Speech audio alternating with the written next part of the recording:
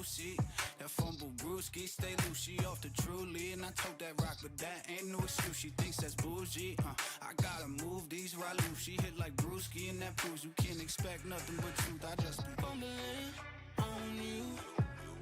I can't find the words to say what I want to. What we got is brand new. So we gon' take a time. Got a lot we've been through. Fumbling on you. I can't find the words to say what I want to. What we got is brand new. So we gon' take a time. Got a lot we've been through. Hey, she know that she got it, but she too humble to brag. Drop the ball on occasion, but never fumble the bag. She get up early and often, she gotta work for the man. While all these Instagram get paid to twerk on the gram. No offense, smoke a little bit to get her mind right. Never really yearned for the limelight. Spend a couple $100 for a cheap thrill. Wasn't really worth it in hindsight. Follow you, baby, why don't you show me the way? I know the one when I see her, I ain't gon' throw it away. Fumbling on you. I can't find the words to say what I want to. What we got is brand new. So we gon' take a time. Got a lot we've been through. Fumbling on you. I can't find the words to say what I want to. What we got is brand new. So we gon' take a time. Got a lot we've been through.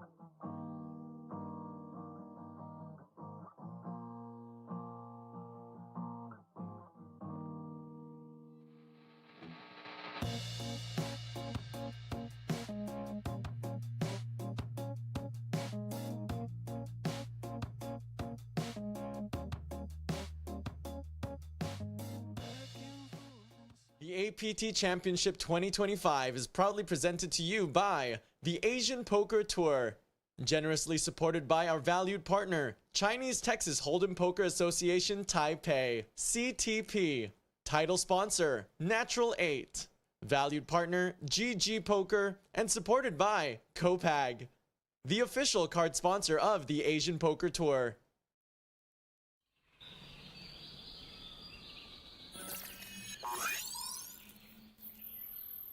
Welcome to Asia's largest online poker room. Our next generation poker software is now initiating.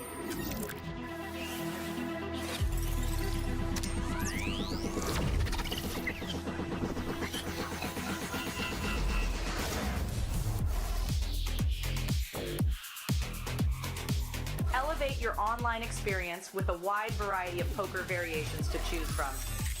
Get fully immersed with fun and social features.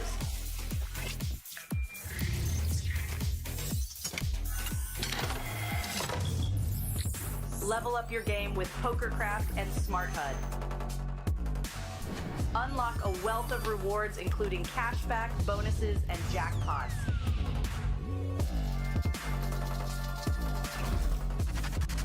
Join world-class poker tournaments featuring some of the world's most renowned brands and the largest guaranteed prize pools in the world. Experience the best in customer service and hassle-free transactions for a seamless online gaming experience. With online poker available on all your devices, you'll be able to play your favorite games anytime, anywhere.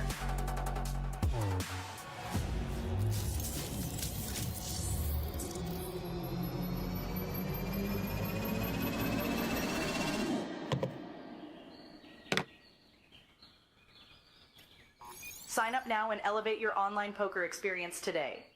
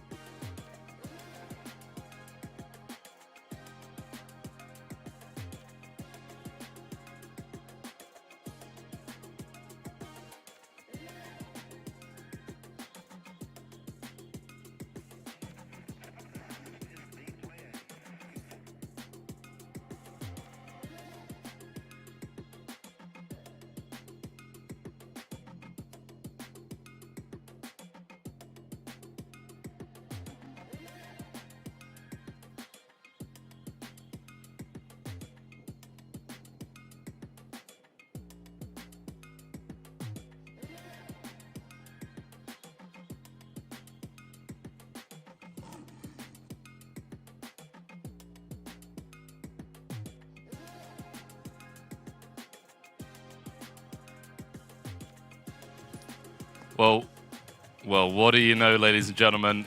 It is official. We are down to the final table of the APT Championship Main Event. 9 players remain. 1 is going to be going home with nearly $1.2 million. Everyone currently guaranteed just shy of a 6-figure payout.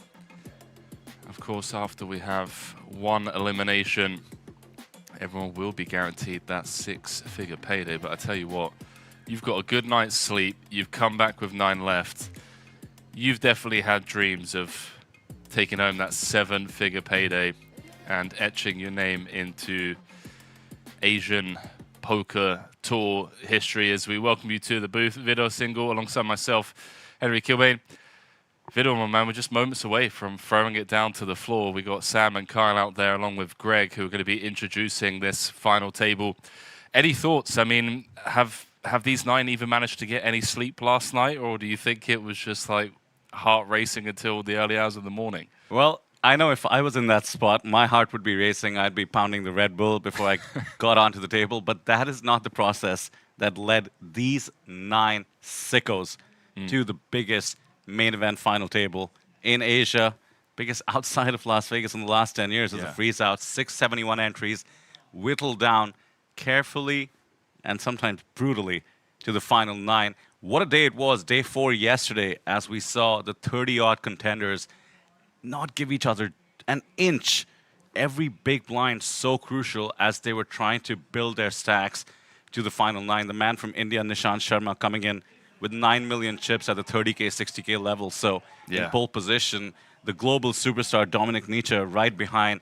No surprise that we have superstars at our table. Can't help but root for some others as well. The locals, a step 1 satellite contender into the final 9. This is what the main event is all about. This is what dreams are made of in poker. In for 350, out for the max. I mean, that would be quite the storyline. But yeah, you mentioned some of the superstars, of course. Dominic, multiple-time bracelet winner. And I think there are quite a few players at this table that are in the top 10 money list for their respective countries as well, which is amazing to see. But I want to see the underdogs, I want to see the people that have managed to satellite their way in. Not to say that 1.2 million is a small amount of money for some of the people like Dominic, for example. But isn't he retired? He's just come out of retirement for the big ones here in Asia, getting it done.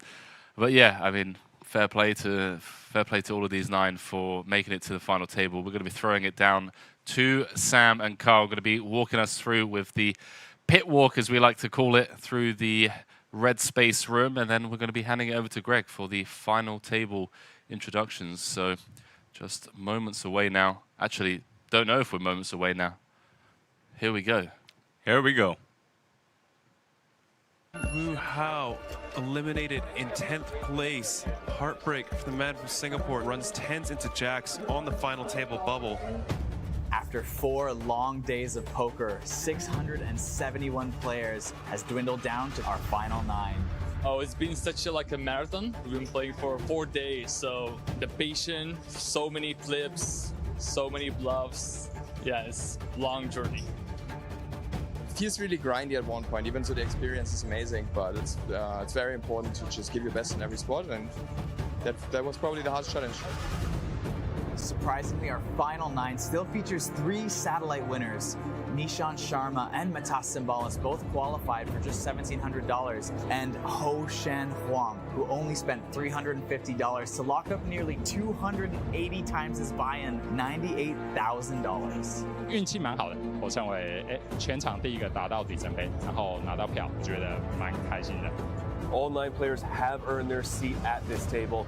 Cal, we've been in the booth for a little bit, and I'm expecting fireworks. I'm expecting aggression. I'm expecting people to really go after each other with the $1.2 million up top. All the players left are really, really good. This is my first 10K that I played. I'm familiar that these guys are playing higher than that. They have more experience. Probably I have to do a lot of work, understand how it goes, and yeah, play well. I just want to play. I just want to win the tournament. I want to do my best. I want to show people I can still play and then just have some fun. 我会试着再当一次 hometown hero， 把这个奖杯留在海湾。671 hopeful dreams rests in the faith of just 9 players. Ladies and gentlemen, this is your APT Championship Main Event final table.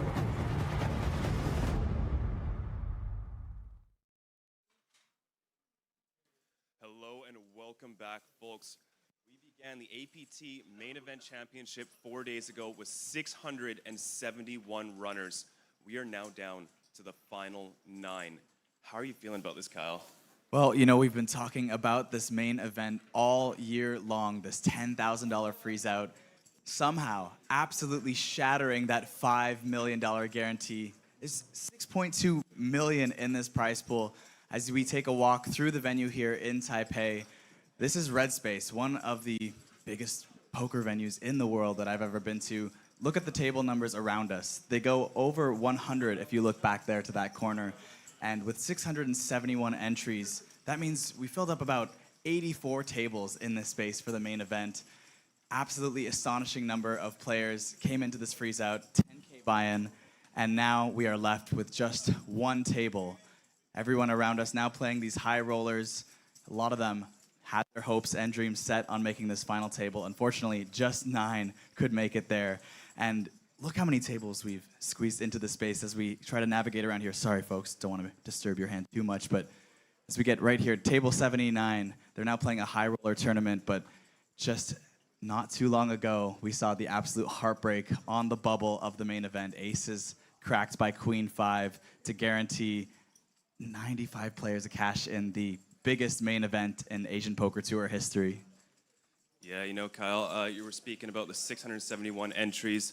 Of that, 110 satellite winners have come into play. We've seen a satellite prize pool of about $500,000 to come into this event. It's been incredible. And speaking of prize pools, APT Championship has amassed over $27 million in prize money up until now. So thank you so much to all the players who showed up and supported the APT, folks. Give yourselves a round of applause. Thank you very much.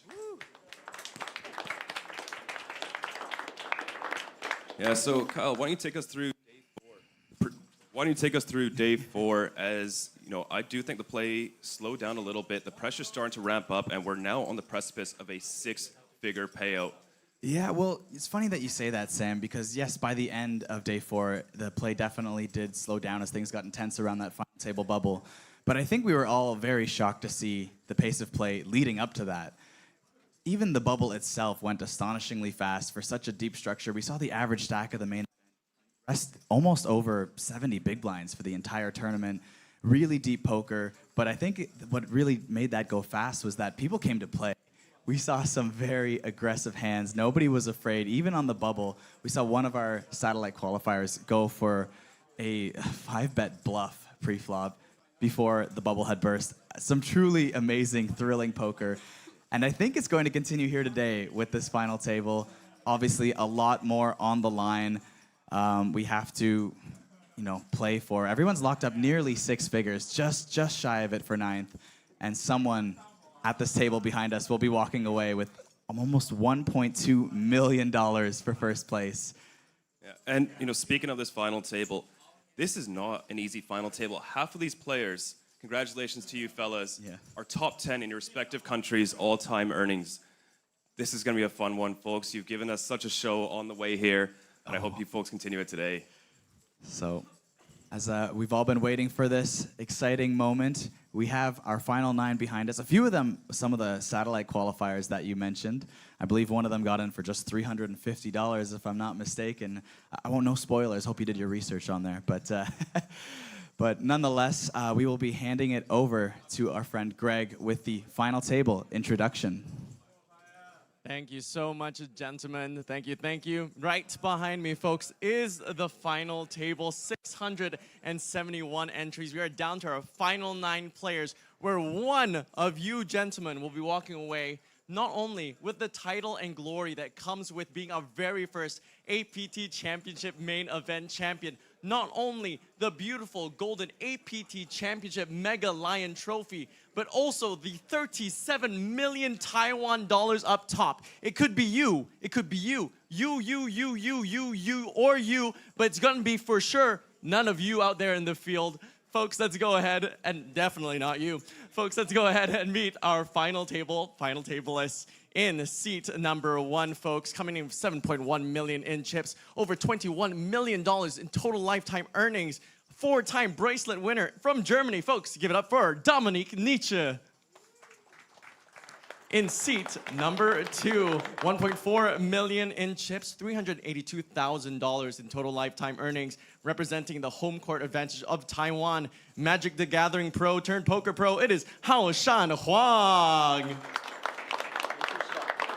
In seat number 3, 4.1 million in chips, total lifetime earnings of $448,000 from Australia. Give it up for Neng Zhao. In seat number 4, 3.7 million in chips, $400,000 in total lifetime earnings. He already has 2 APT titles under his belt, representing the Philippines. Folks, it is Giannico Costignano.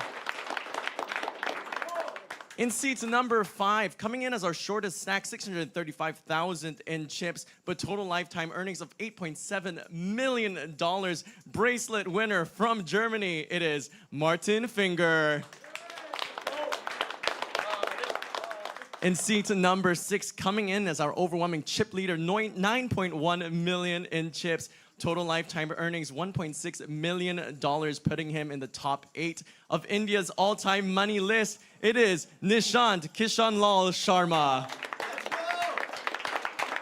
In seat number 7, 2.3 million in chips, $7.6 million in total lifetime earnings. Second on Lithuania's all-time live earning list from Lithuania, it is Matis Simbolas. In seat number 8, 1.5 million in chips, $4 million in total lifetime earnings. Romania's all-time money leader, it is Alexandru Papazian. And last but not least, in seat number 9, 3.3 million in chips, $421,000 in total lifetime earnings, also representing the home court advantage of Taiwan. It is Hao Chuang. Folks, one big round of applause one more time for your APT Championship Main Event final table.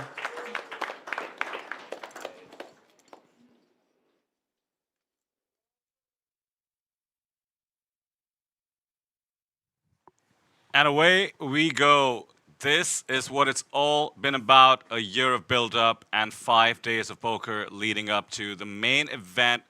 Final table at the APT Championship, 97,000 USD locked up, $1.2 million up top, pay jumps that boggle the mind as these 9 figure out who walks away with the glory, the Mega Lion, and a place in poker history. Henry, 17 years in poker, my man. I didn't think it was possible for me to get this pumped up for another final table, and yet here we are.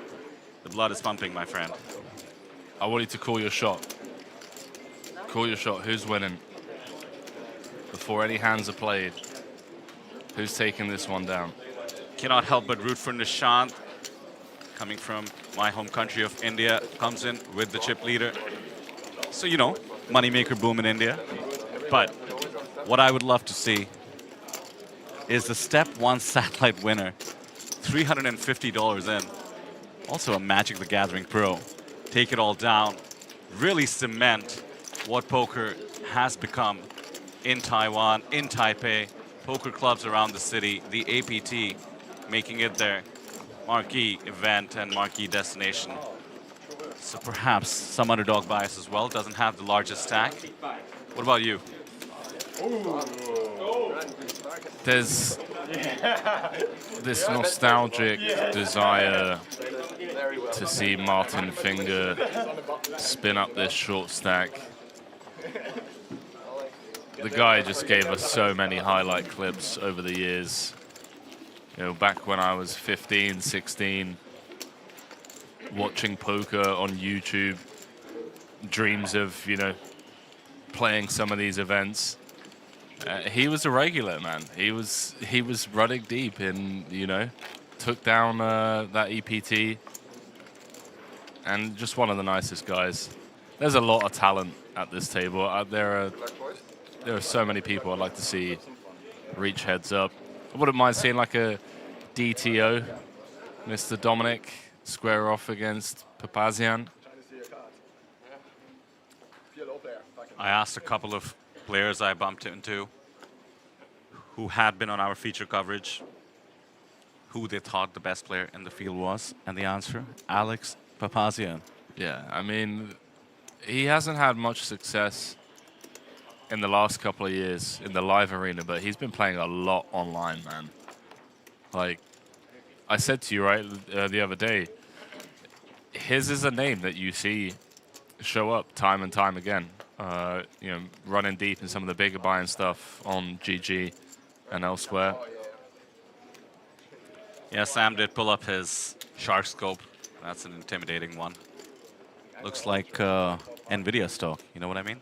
I think he has way more tricks than I have. And here we are, ace, 3 of diamonds. Will kick things off in hand number 1.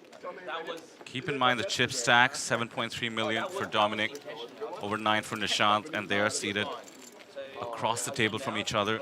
Yeah, that's actually the kind of dream scenario for Dominic. Got to highlight John Costignano as well here, Henry.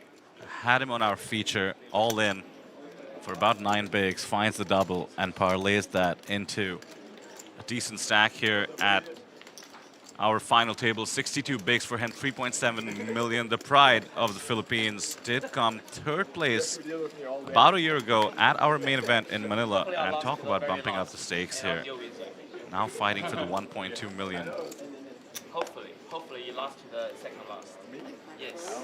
Did he have the goods when he doubled up with the 9 bigs? Or did he have to get there? He was against 2 live ones, if I remember. Okay. So, you know, the butterfly effect in full force. Yeah. Dominic, back-to-back raises. Let's see how long it takes for this man right here, Mr. Sharma, to wag the finger. I mean, this is kind of a wag. I mean, flatting on the button with the 7-6 of clubs in position. I know what everyone else is dreaming of. They're dreaming of a monster collision between 1st and 2nd in chips. Oh, watch this. How is taking notes? Oh, hello. Hello, King85. Oh, wow, yeah, he is. Is that allowed? It's like at the Baccarat table, you know, where they're like noting down like where it's come. It's brilliant.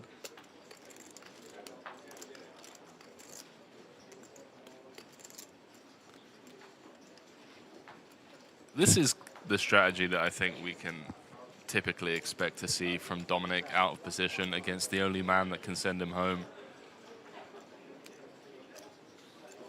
It's to just play a defensive strategy that allows him to absorb aggression rather than being the one to inflate the pot himself with, you know, marginal holdings.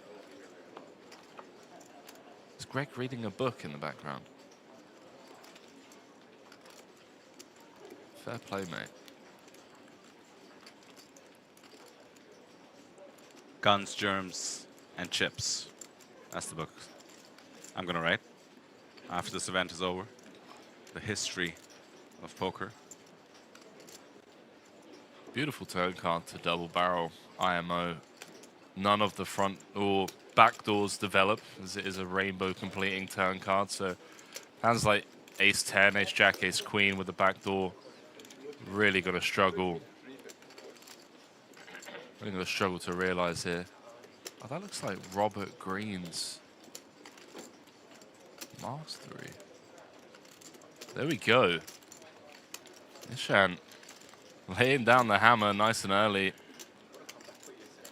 My goodness, what does that do to your confidence watching Dominic give one over to you with the 7 high? Is this how it's going to be for the chip leader, or will the table have something to say 2 hands in? Let's see where things go. And let me take this moment to welcome our lovely chat and viewers. I suspect it'll build throughout the day as we start realizing what in the world is happening in the poker world in Asia. 1.2 million to play for. Justin Fairbanks in chat, as always, mentioned that Huang was doing that yesterday too. I assume that means it's allowed. John Costagnano did find the double. I do remember that, Justin, from the live coverage and your posts. He doubled up 3 times in 40 minutes, so he went from 550K to at 1.4 million. He's come in today with about 3.7.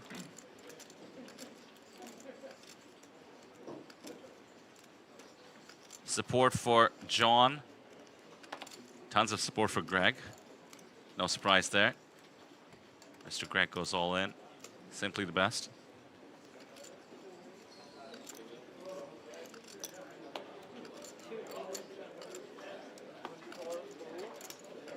Love to see the support for the legend Dominic Nietzsche as well. Jason Parker says, let's go DTO Dom.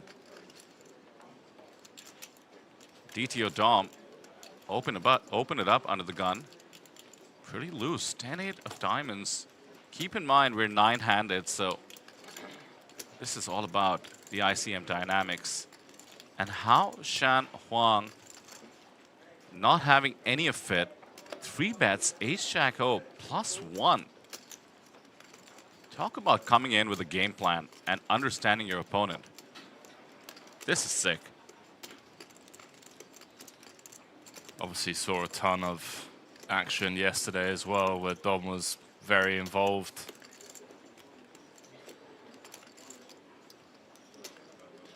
So maybe he's just been up studying. Yeah, Dom was getting, I mean, he definitely had the highest RFI. How about this for an exciting flop? Jack 7-3, top versus a gut shot, backdoor diamonds. I'll tell you what Howe is feeling at the moment. The #1 emotion has to be relief. Took the aggressive option against Dom, and he did come along with the 10-8 of diamonds. His stack allows him to peel. Now with the top, the easy C bet, start dreaming of a double up. He's gone 185. Not too big, not too small. Not the right odds to draw to a gut shot. The backdoor in as well with the diamonds.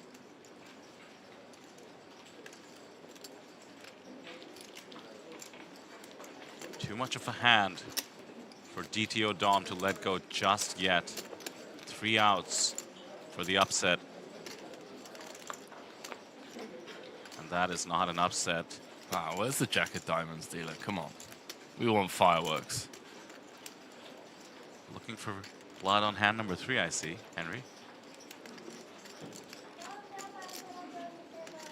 This one is over and done with, surely, unless Dom has plans of finding a lead on this turn. He doesn't. Take note of the SPR, 930K. 1.1 in the middle. Dominic thinking he likely cannot get even over pairs to make some sort of a hero fold. Expecting a give up here, but he is looking intently to see if there's any room. And this bet might just give Dominic some hope. We've been talking about this bet, Henry. Small bet on the turn to try and buy a cheap check on the river, but in this case, it's for pure value. This is a really small bet. 10% on the turn in a 3-bet pot. How much does this look like 8s, 9s, or 10s to you? So often players doing this in position. I don't think those hands 3-bet pre-flop. I agree. Those hands don't. Now, aces, kings, and queens. This stage of the tournament, not trying to put more chips into the middle after this street. Could play this way. Question is, does Dominic think he can get those premiums to lay it down?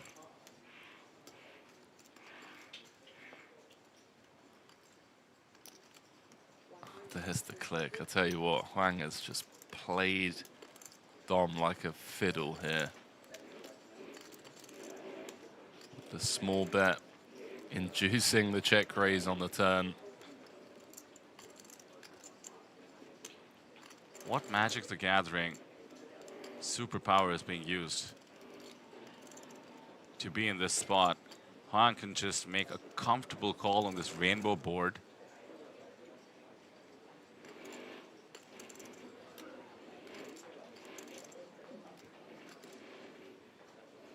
I mean, just extend him some rope.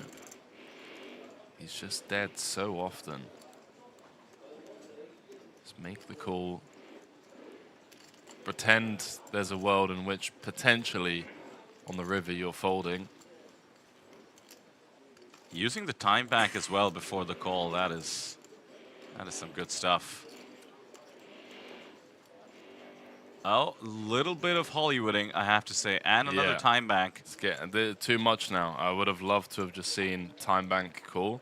Dominic is too good to ignore things like this. He's eyeing everything intently. Cannot be easy to keep your composure in such a crucial spot. You can hardly believe your luck.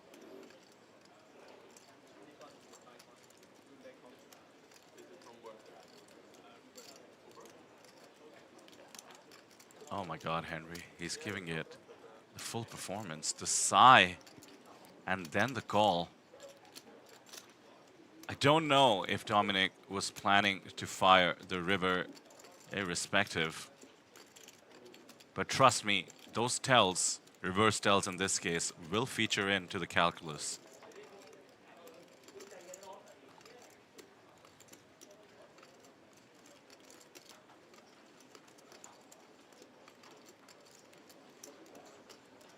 Never mind. In comes the ask for all of it. We're about to have a double up on hand number 3, Mr. Hao Shan Huang. Oh, this is genuine. Just soaking up how big of a moment it is. Fair play, mate. Dreaming of monsters under the bed, but does make the call. That is a huge double. Look at the rail go, Henry. Let's go. Let's go. The local gets the double. Almost 3 million in chips. That'll take him to 5th place, I believe.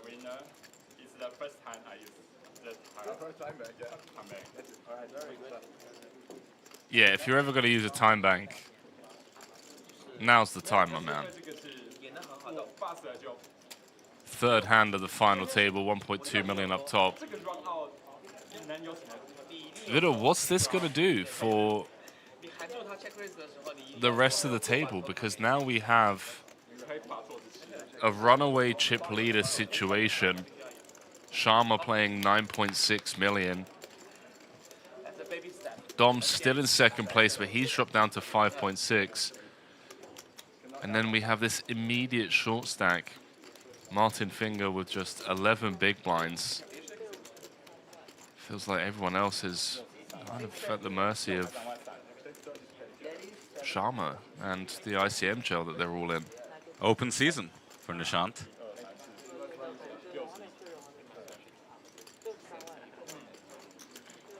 How was second from the bottom in chips, so with him climbing up, there's only one short stack, one ladder to wait for. In a certain way, for the more aggressive players on the table, Papazian comes to mind with his 25 big stack. It also gives them a little more room to not worry about the math of the pay jumps. If you speak to some of these players, they did not get here by mistake. They are always eyeing top prize, never afraid to take a spot if it means it gives them a better chance to win it all. So hopefully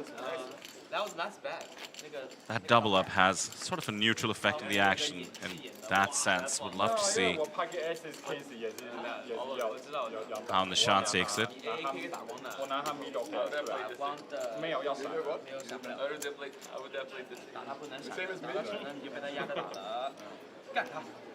I couldn't help myself. That seems okay.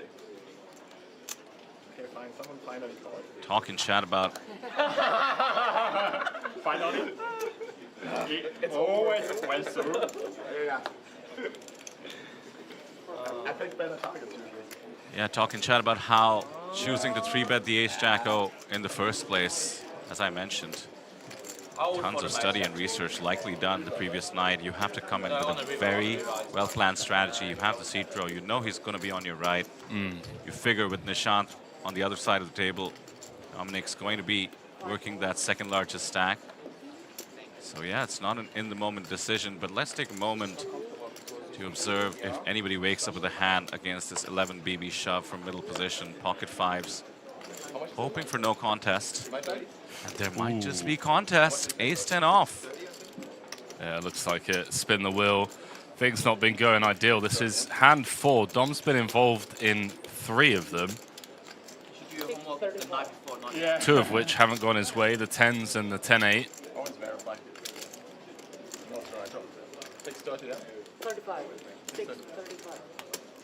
He's going to make the call.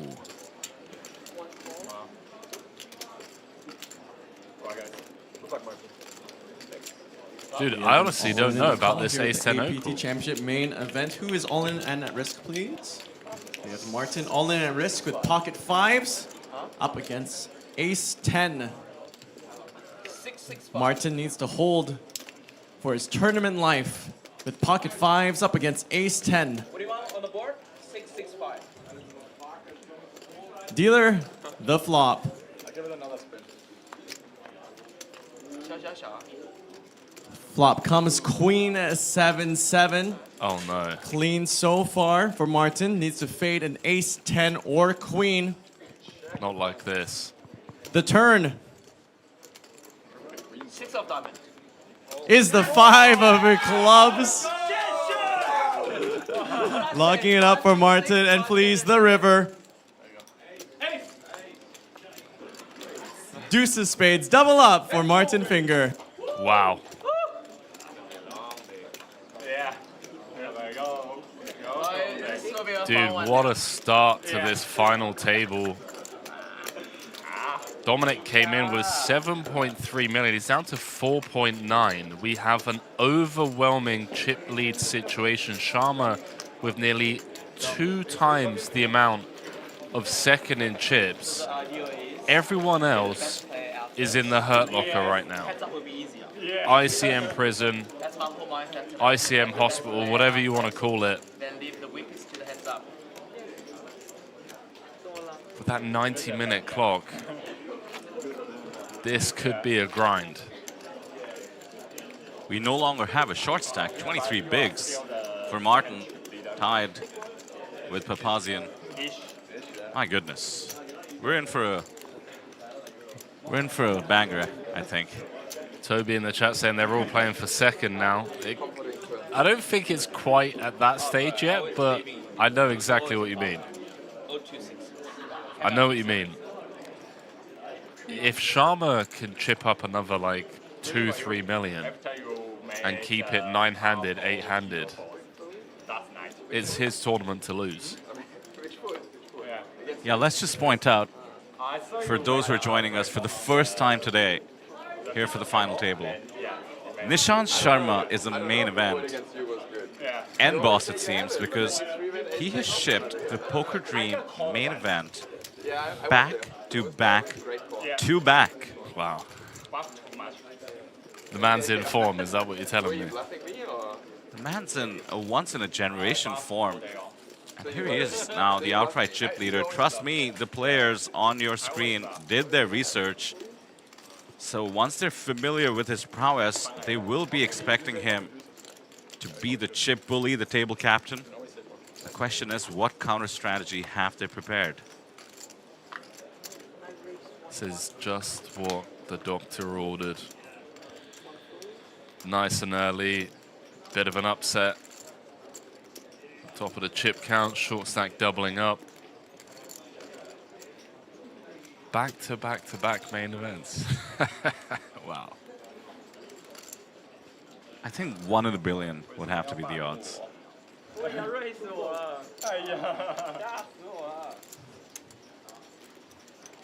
你知道我是 over four 就 open。Gotta point out the support on the table when Martin did find the double. These guys are professionals for the most part, and that 25K pay jump, although it hurts to lose, the camaraderie worth something as well. Everybody has been in a similar spot. Anti-reeling is understandable. For now, the pay jumps, I can't believe I'm about to say this, the pay jumps are small. Like I said, about 25K or so. Next up, we have 180,000 for 7th. After that, we get to the quarter milli, 250K or so for 6th. Climbs up to the $500,000 for 3rd, 730,000 for 2nd, and what could be over a $450,000 heads up.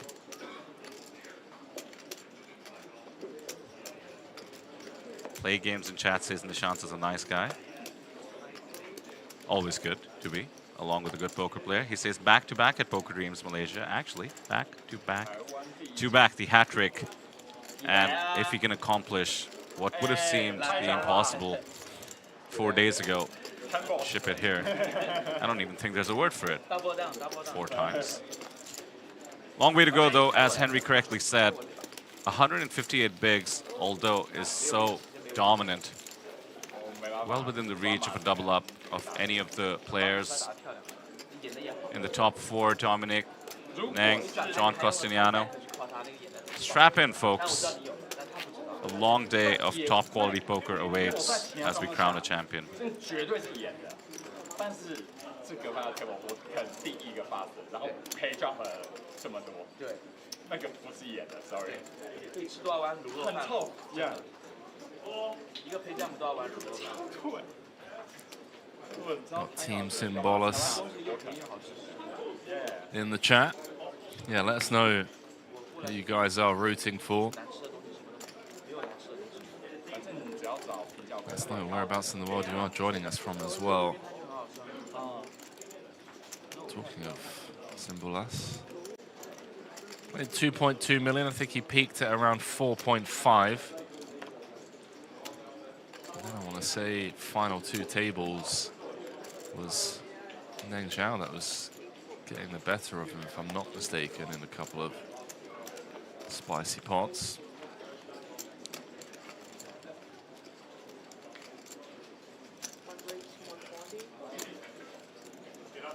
Dominic, got to activate for a 5th time in 7 hands. See if he can take one down. So pop quiz, Henry. We keep talking about how Alex, Romania #1, Matas approaching 8 million on his hand and mob, Lithuania #2. Do you know who Lithuania #1 is? Tony G? Yeah. Yeah. Nice pull. I'm surprised he's still #1. There are a couple of Lithuanian guys on the Triton tour that like fire everything. Tony G has over 11 mil. Shows up as Antonis Guga, so it took a moment, but wow, Paulie Pete only has 3 million. Yeah, to be fair, they've been getting spanked at the series. You run bad at Triton, that costs you the better part of 7 million a year.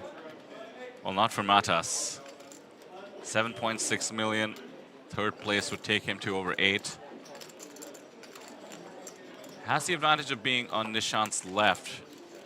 Yeah, play a crucial role. That's huge.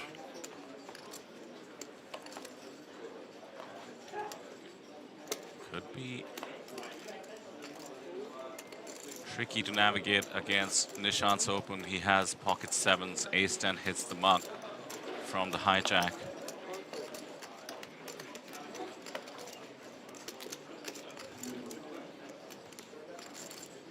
Martin with a very defendable 6-5 of hearts. Some interaction with the 7s as well here. not what you want. You got the suited connectors. Let's see 3, please, dealer. And well, middle set for Sharma. 95% lock on the hand. More importantly, perhaps one street of value to be extracted here as Finger's got bottom pair.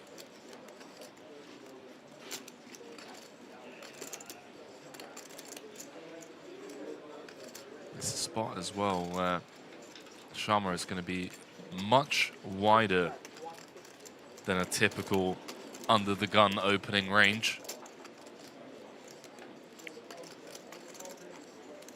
Also going to be expecting him to see bet at a near 100% frequency against the big blind. So with all of that in mind, I don't think a pair of 5s can hit the monk just yet.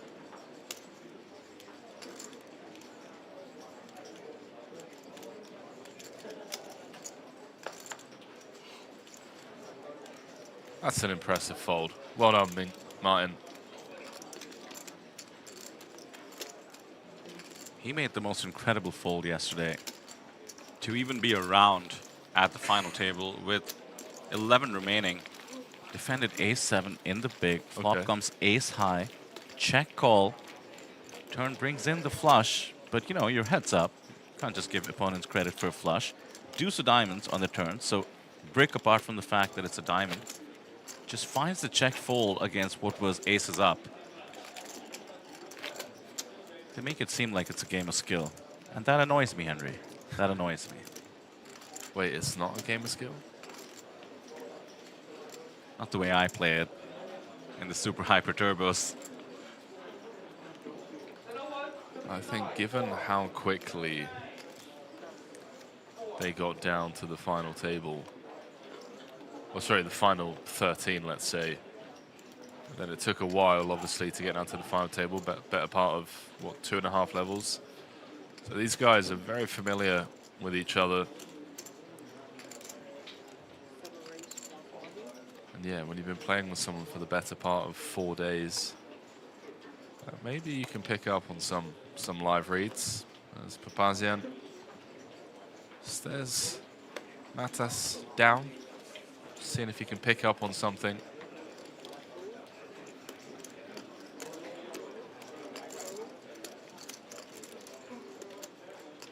Wang with the notes is fascinating. I think maybe the Magic the Gathering background coming into play there. Yeah.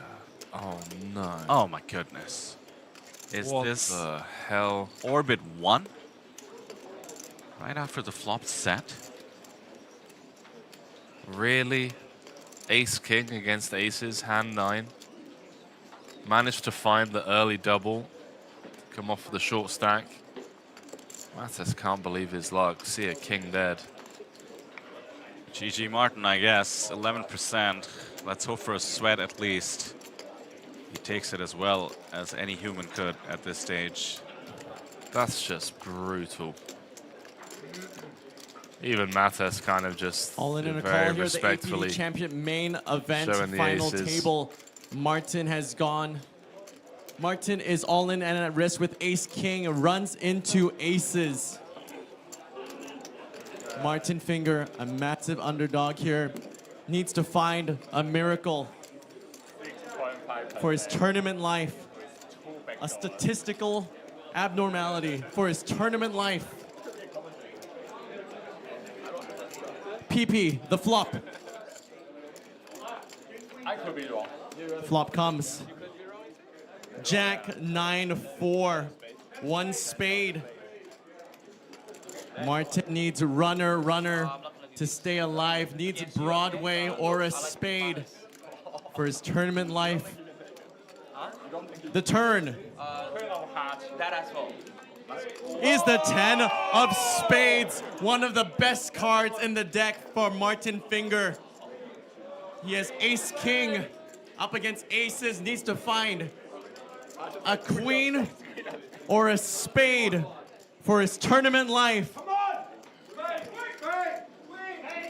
PP, the river. King of hearts. It's the 3 of diamonds, folks. Please get it up for your 9th place finisher of the APT Championship Main Event. It is from Germany, Martin Finger. Well, it had to be someone, but it certainly didn't have to be this early and in this brutal fashion. Martin Finger with the cooler, nothing he could do. You guys call it always. Matas Simbolas from Lithuania. The beneficiary of the cooler collects about $1 million or so in chips. Now super comfortable in the middle of the pack. There we see it. 60 bigs now for him. Papazian at the bottom. Plenty for him as well, though. 23 bigs, 8-handed. 123K is the new minimum for the remaining 8. One of the best in the game leaves us. Martin Finger, amazing player and human, as it turns out. GG's, mate. What an incredible run. So amazing to see him still showing up, still running deep in 2025 after all these years. Talking about consistency and longevity.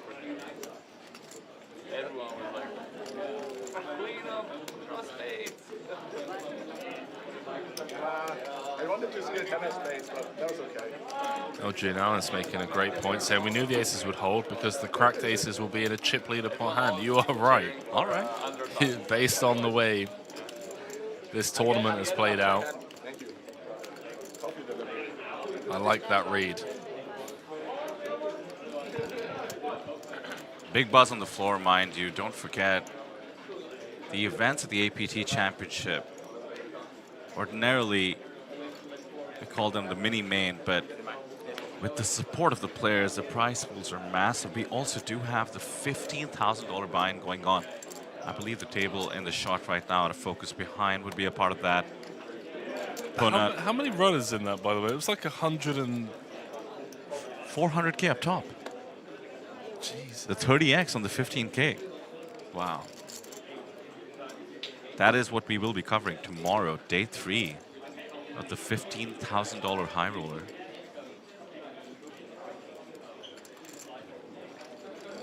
Thanks to the support, Henry, we have crossed 24,000 subscribers on our YouTube.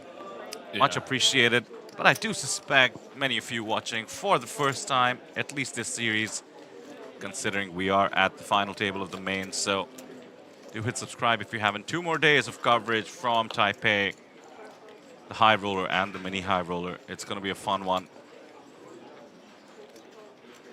400,000 might seem a bit muted compared to the $1.2 million up top. But it's going to be a sweaty one tomorrow with the high rollers who've ponied up 15,000 battling. For now, let's focus on the fact that Zhang, who had been quiet, VPIP 0 in the first orbit, mimics the Taiwanese. Now finds the same 3-bet from +1, Ace-Jack-O. These guys are just taking it in turns to dunk on these highly decorated multiple-time bracelet winners. Been watching back the tape. It's a beautiful find. And applying pressure on Alexandru as well. It's the guy you want to put pressure on, as he is down towards the bottom of the chip counts. Well, he is actually the shortest stack. I do apologize. So taking chips off of him. He's keeping the pressure on as well. I mean, look. He's the man everyone's keeping an eye on. 21 bigs. Statistically speaking, should be the next one out. But knowing what I know about Papazian and poker, he's just, you know, he's like, guys, I've got 21 bigs, calm down. I was telling you how a lot of the top players who made it to day 4 as they got eliminated, caught some of them on the break outside in another event sometimes, voted Papazian as the toughest player in the field. And I had to concur because when we saw him at the start of day 3 coverage, he was essentially tied actually with I believe it was Hao, for the chip lead in the tournament. Absolutely aggressive on the feature table, just going for every pot. Then, day 4, he comes in, Dominic on his left, the chip leader of the tournament and the table, and he found, Papazian that is, a completely different gear. Bobbing and weaving, getting into some pots with Dominic, but navigating them beautifully. All of these guys are so skilled, but I love seeing when somebody has both the offense and the defense on point. Jordan style, you know? I see you, Fido, coming in with the basketball references. Interesting spot here for the Romanian. It's one of those ones where is the value of taking down this 360 in the middle worth the risk of being all in at your tournament life? I think you got to do it. You got to do it. Doesn't have the ICM because of the fact that he's the shortest stack. He has 20 bigs, but these guys don't give up the EV, you know, especially against good players. And there's queens hiding in the small, the trap. It just felt like it, man. It, honestly, like the flatting range from the small for Matas is so strong. So strong against the Sharma open on the button. All right, folks, we got another all-in and a call. We could be down to 7. At risk, please. This is a $57,000 ladder. Alex is at risk with ace-jack. Up against pocket queens. Needs to find an ace for his tournament life. Julia, please, the flop.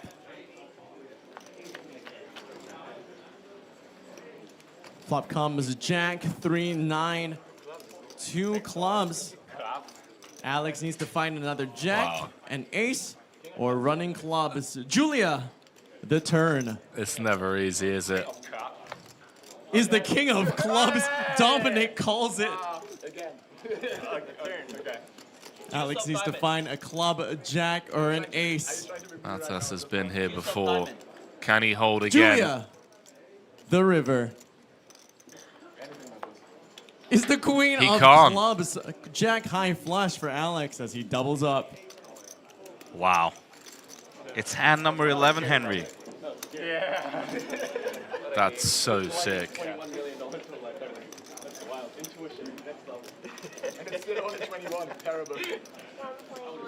Fireworks on this table.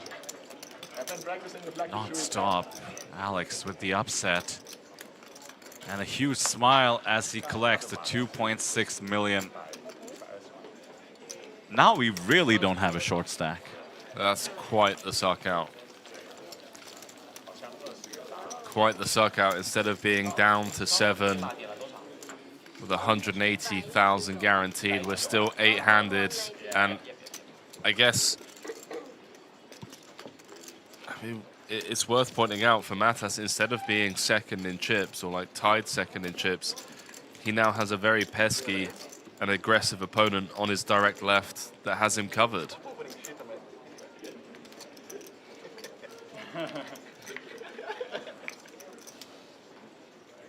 This is not for the faint-hearted, for sure.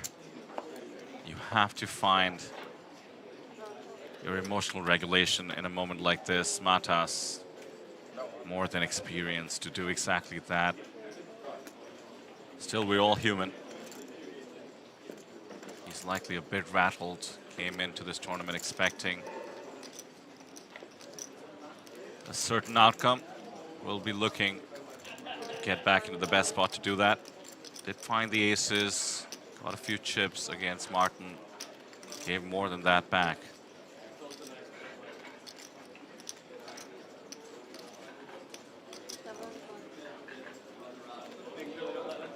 John getting busy with the suited connectors.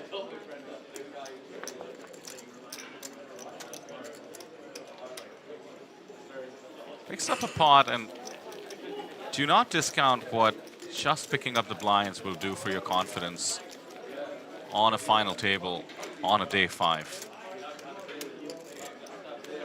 It is the difference between being patient for a few orbits if you need to be, are just starting to feel like you don't have any spot, any edge. John, the pride of Philippines at the moment. 3rd place in the Manila APT main. Trying to see how far he can go. 123K locked in.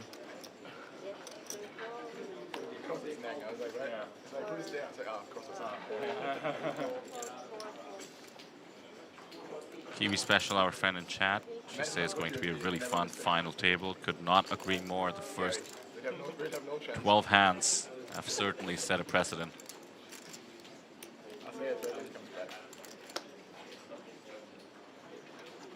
Justin asking about the result of the mini-main. I did see that last night. Went on till 5 a.m., I believe.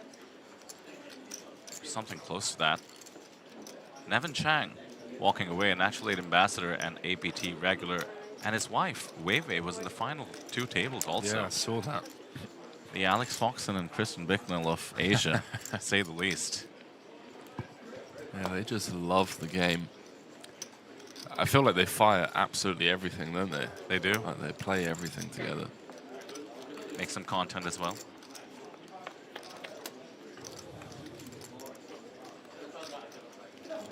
Dom with the ISO out in the big blind, although Vidor's not a fan of that term. Who are you isolating? There's only one guy. I'm still thinking about that trap, by the way, Henry. You did call it. Dude, honestly. With the RFID. I felt it. It's like, if Papazian has, if he believes he has like a perceived edge over the table, the flatting range for me, in my opinion, of Matas is like 7s plus.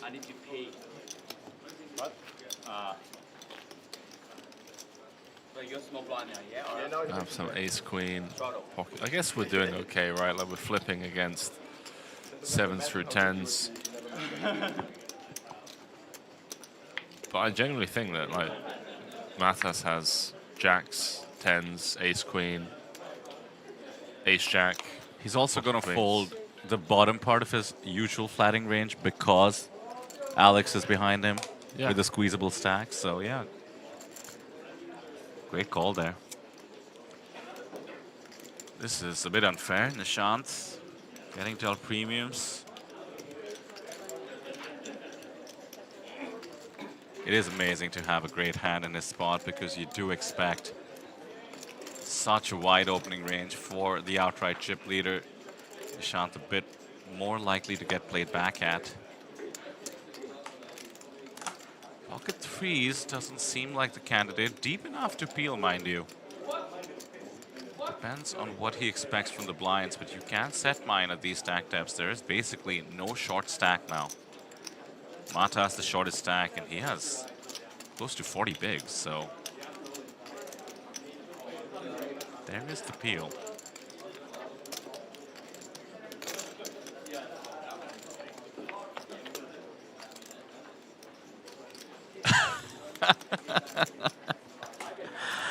I mean, he's probably not going to make any chips, but how do you feel when the poker gods decide that it's just your time? I mean, check one time, 3 of diamonds turn, I don't know. Come on, Nishant, find the check. Here we go. I'm not sure how I feel about the flat with the 3s against chip leader. There's some reverse implied odds, man. You get set over setted throughout the tournament in 8th.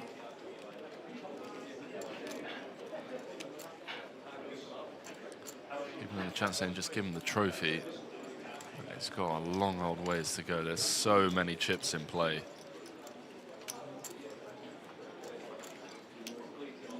What is the average stack? It's got to be like 50 bigs, 60 bigs. Yeah, 3.3 million chips in play, so. Yeah, 70 big blind average right now. 70 big blind average? Yeah.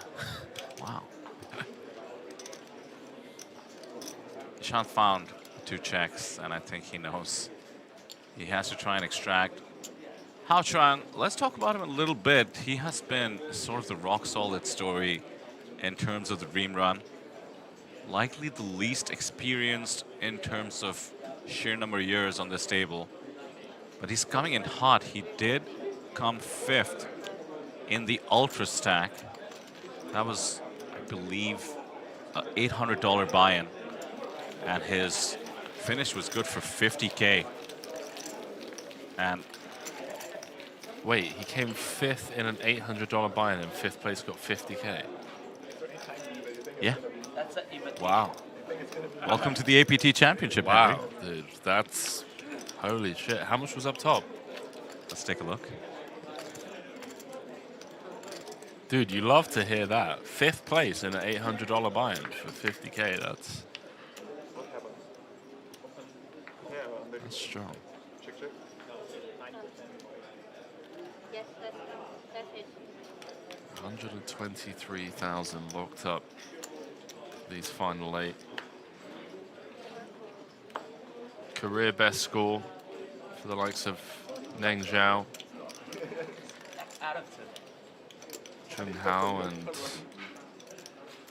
Hao Shanhuang. 225K up top. In an $800 buy-in. The old 300X or so. Dude, I'm retiring from the booth and retiring from the booth, man. I'm just gonna get out there, fire some of these.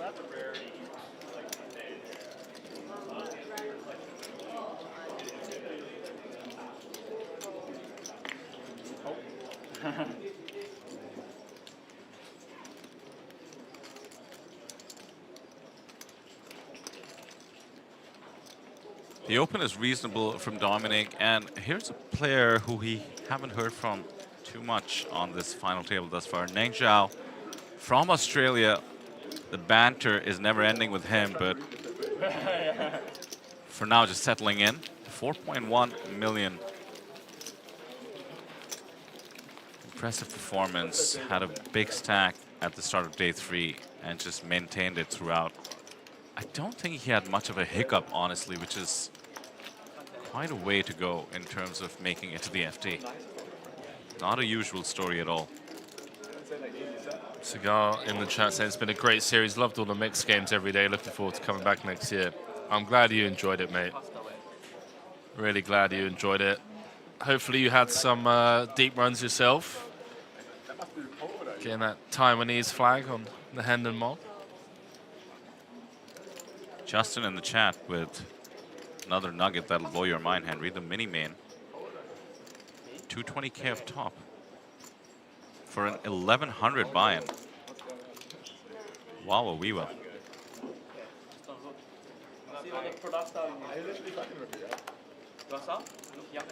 How much was the original first prize supposed to be? If they chopped it. Yeah, probably like 253. Justin will likely get back. Talk about coming to the APT in 2026. Don't forget the calendar, folks. We're in Jeju, Jan 30th. Back to Taipei in April, just like we were last year in April. Incheon in August, same as last year as well. Jeju again, and then back to the championship. Pretty much the same dates in 2026. Get those hotels nice and early.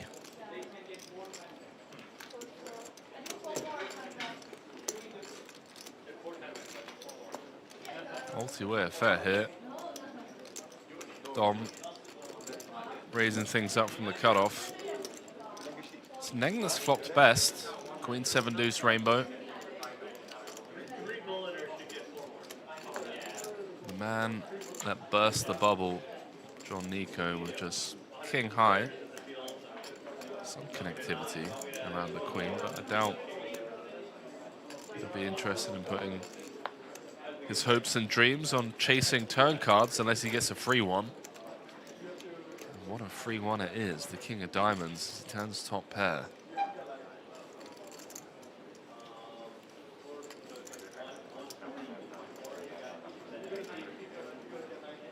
It's Neng. Neng, that's going to come out firing.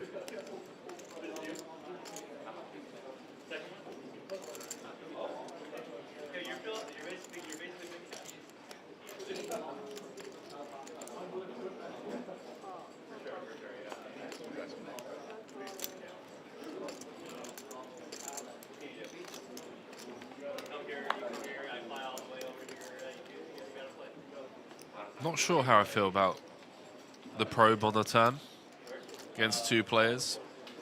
The turn texture, like the King of Diamonds, where we're never folding out hands like Ace-Jack, Ace-10, Jack-10, Diamond draws.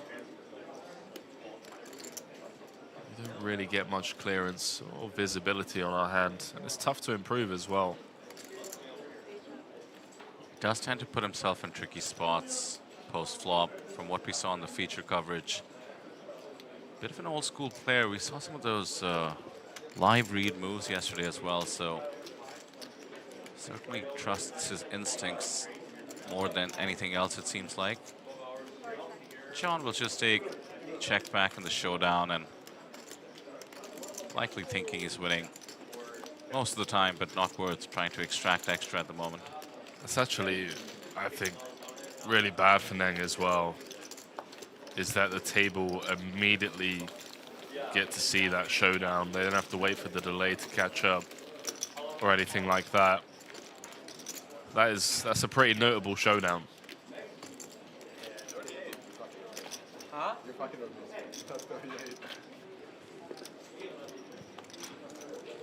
Reminder that John was responsible for what may be one of the less digestible stone bubbles we've had in APT history. That too at the inaugural championship 10K. Just went after it. Was it from the small blind? With Queen 5-0, putting the maximum bubble ICM pressure, and the aces wake up in the big, over 20 bigs. Queen on the flop, 5 on the turn, and the brick river meant that's all she wrote. And we were in the money, so quite a run thus far. Did have that crazy roller coaster from 500K to 4 million yesterday.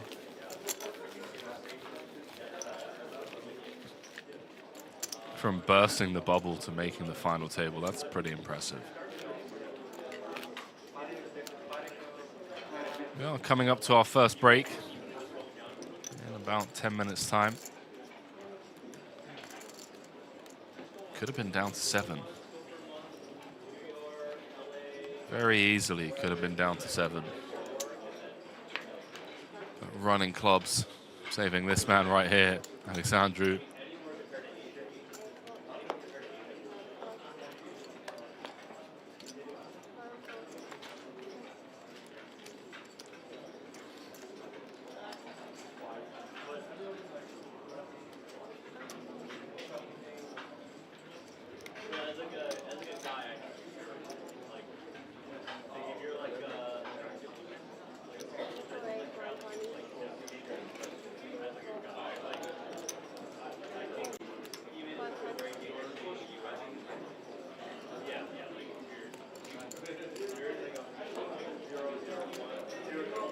The GTO wizard hand. Ace-5 of diamonds. Will be 3-bet. Pretty ideal against a late position open. How?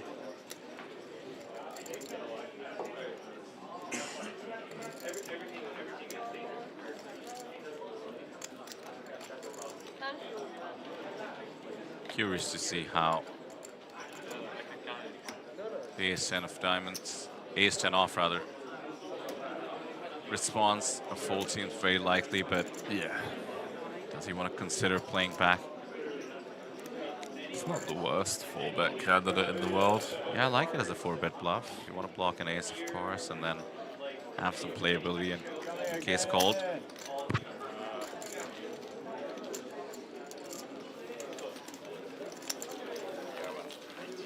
Yeah, respect in the chat for Huang, who qualified from a step 1 satellite. That's $350.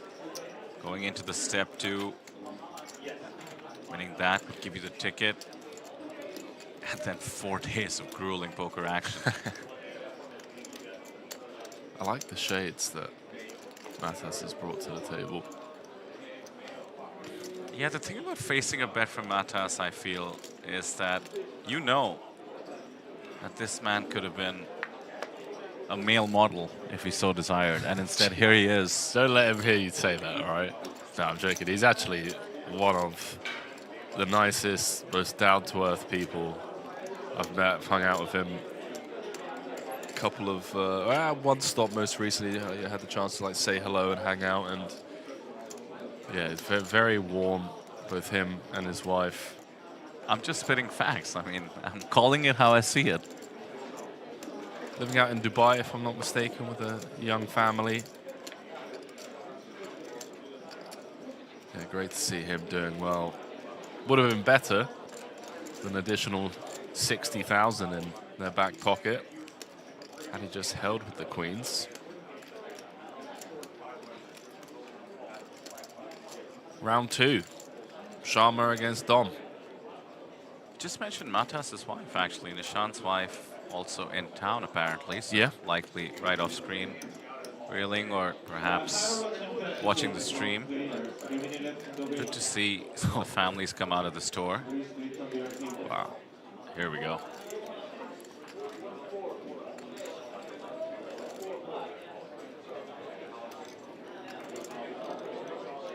Nishant just called.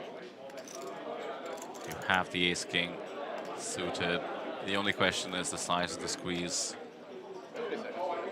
You want to go big. The chip leader in position.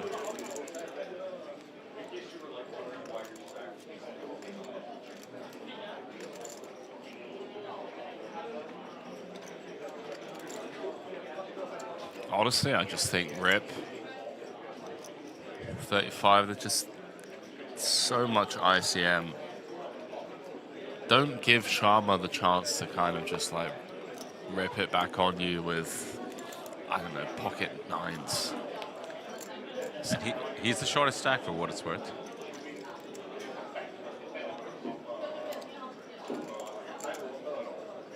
Really thinking this one through, understandably so. Nice comment in the chat. The royal flush is on the screen, actually. Wow. Didn't notice that. He's such a gangster. He's just like, you know what? I'll embrace the variance with 1.2 million up top. I've got a hand that wants to get value. Comes with the 5.6x. That's going to get it done. Nice little pick up there for Matas.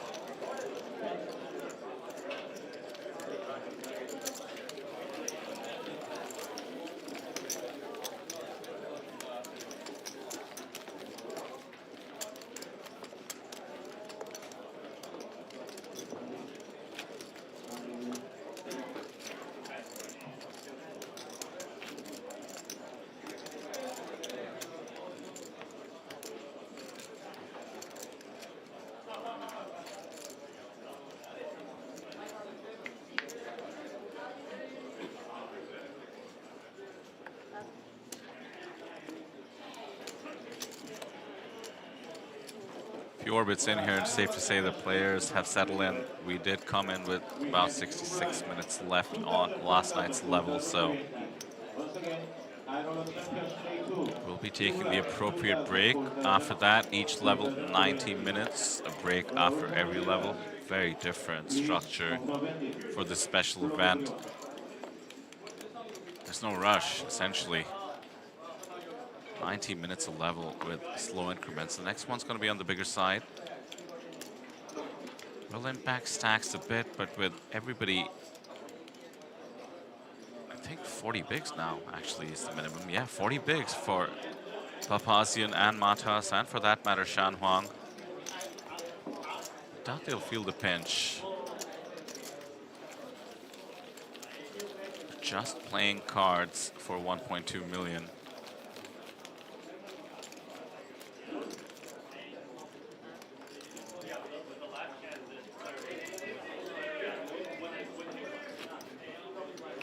Some comments about the notepad as well, and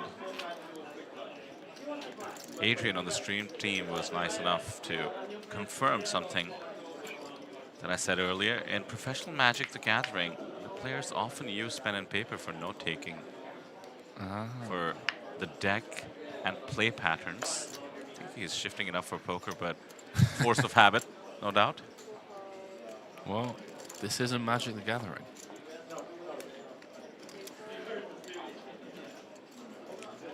Big crossover, you know, between Magic the Gathering and poker. Back in the day, in the post-Moneymaker boom, a lot of Magic the Gathering players made the shift over. Ike Haxton, famously. Professional. Randy, if I'm not mistaken, Randy Lou. Just play a bit of Magic. Bonomo as well, if I'm not Bonomo. mistaken. Pretty cool. Nacho Barbero. Oh, yeah? Yeah. It is amazing that you can make a living doing something you love.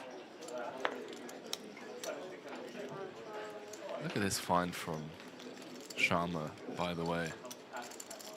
He's just like, look, Nico, you play your cards right, pal. I'll let you get second. Okay, don't be coming in here. Maybe these BS opens, because I'm just going to lay down the hammer. Sharma's up to 9.9 million, and this is really developing into a wonderful situation for him. Nearly 2 times what second in chips has more than 2 times tournament average.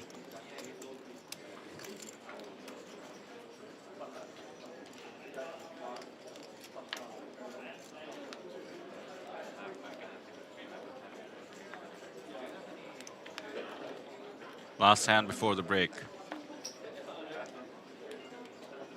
I think this is a crucial break. 1 pay ladder achieved thanks to the ousting of Martin Finger, but it'll give these guys a chance to really evaluate what each of them has brought in terms of a game plan based on what they've seen so far. How is taking notes a lot more explicitly, but the others doing the same in their head. Wouldn't be surprised if they know the 22 hands that have occurred by heart. And they can go back on the stream when they get access to their phones, maybe get in touch with their rails. It's an odd part of the game when we have a final table happening on the stream, but it is one that needs to be maximized.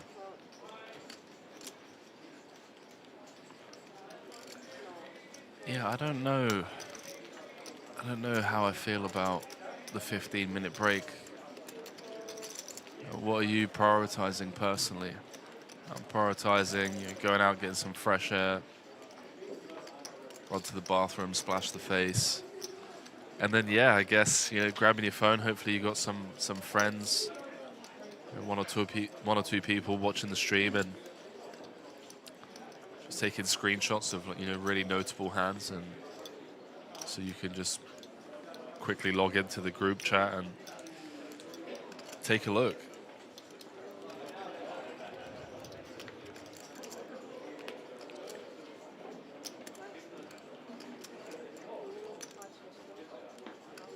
And in the Nishant spot, if you've been doing well, do you even bother?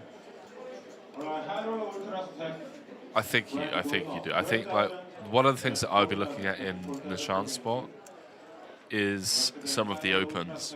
There've been a couple of loose opens. We already saw the small blind flat with the 7-6, but I would want to know. Wow, this is pretty gangster from Matas. I don't think it's going to work. I think it is a case of he was expecting this to happen at some point. Yeah. And he wants to send the message right here, right now, that this isn't going to fly. He's not going to get pushed around. And while I respect the finding of the 4-bet, the timing is off. Although again, it kind of just goes back to that conversation we were having earlier when Alexandra decided to rip the ace-jack. It's like, I don't think flatting is on the table for ace-queen, no. I don't know how you feel about it, but I agree. Flatting feels like the worst option. So then how do we feel about 5-bet jamming? It's not great, right? It's essentially a bluff, getting called by better, or if you're lucky, flipping, but Wow. He decides that he is equally gangster as Matas, and the ace-9 will obviously hit the mark. A bit of a smirk there as well. Alexandru managed to let out a sigh of relief. Perhaps felt like maybe he's getting snapped off there. So, ill-timed aggression for Matas just before break leaves him going into said break at the bottom of the chip counts. How about that for a start to this final table? Don't go too far. When Vidor and I return in about 10 minutes time, we've got continuing coverage of this main event, and we're playing down to a champion today.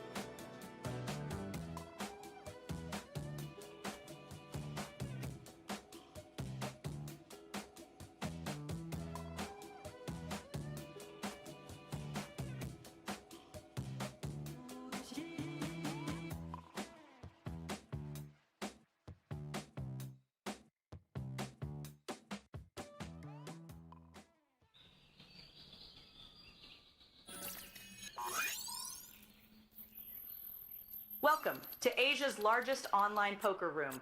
Our next generation poker software is now initiating.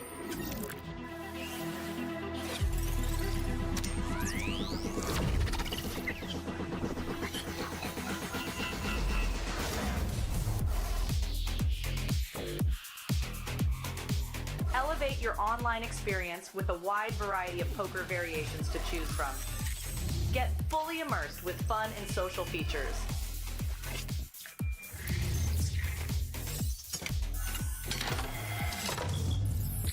Level up your game with PokerCraft and Smart HUD. Unlock a wealth of rewards including cashback, bonuses, and jackpots.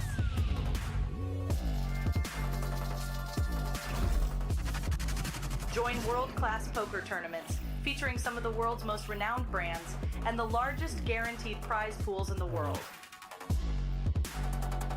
Experience the best in customer service and hassle-free transactions for a seamless online gaming experience. With online poker available on all your devices, you'll be able to play your favorite games anytime, anywhere.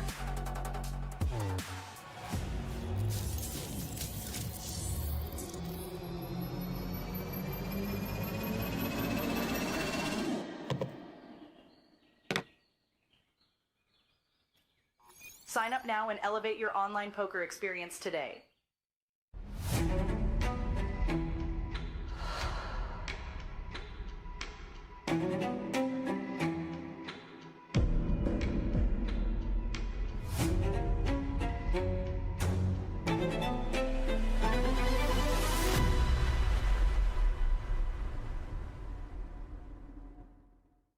You can tell who all the best dealers are because they're all in this area, dealing 9 mixed games. That's one of the best dealers here. That's one of the best dealers here. He's one of the best dealers here. Him too, him too, him too. And welcome to the Mixed Game Championships. Can you name all 9 variants you're playing today? I think there's Hold'em, PLO, 7 deals, triple draw. This is 7 single, triple, no limit hold'em, PLO, PLO high low, stud, stud high low. What else? 我也记不得，没事。7 out of 9 not bad. 8 out of 9 is not bad. 9 out of 9. I counted 9. And which one is your favorite variant? I like stud high low. Just try and make a straight. I don't know, ace deuce 3 4 5. You scoop everything. Deuce 7 triple. You have 5 cards. Deuce to 7. The nuts is 7 5 4 3 deuce. You have 3 rounds of drawing. You can draw each 3, and your target is to make the lowest hand possible, like the nuts. Usually 8 low or 9 low is pretty good in this game, so I have to draw as low as possible. Yeah. Bet. Keep betting. Double down. As a no limit hold'em player, why are you playing the mixed game? I just love playing cards. It's interesting to me. Let's say I don't play any mixed games. Why should I play mixed games? Keep playing hold'em is too boring. Play every day and same pattern, nothing special. But mixed game you can play 9 games and different style at different game. 就是尝试一下不同的游戏嘛，就会有新的启发。会多聪明，对不对？OK， 好，谢谢你，祝你好运。我们正式创造历史 ，Championship 国家杯最终买入人次达到2398组买入，正式打破 APT 历史上最大边赛参赛人数纪录。竞争、规模、气氛完全媲美主赛事等级。更重要的是，这将是 APT 历史上第一座 Championship 奖杯。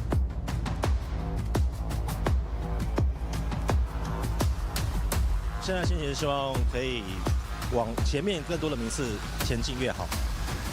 Getting this Lion Trophy, that would be a lifetime experience for me. I'm not rushing into anything, just take one hand at a time. So let's see how far we can go. 希望那个心态上会可能比其他对手好一点，打好自己的牌，然后好好享受吧。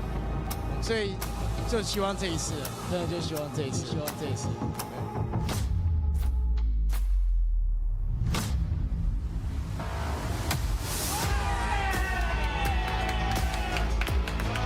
普段ノーリミットホールデムのこういう大きいトロフィーがもらえるトーナメントには全然出ないので、まさか自分が本当にもらえるとは思ってなくてすごい嬉しいです。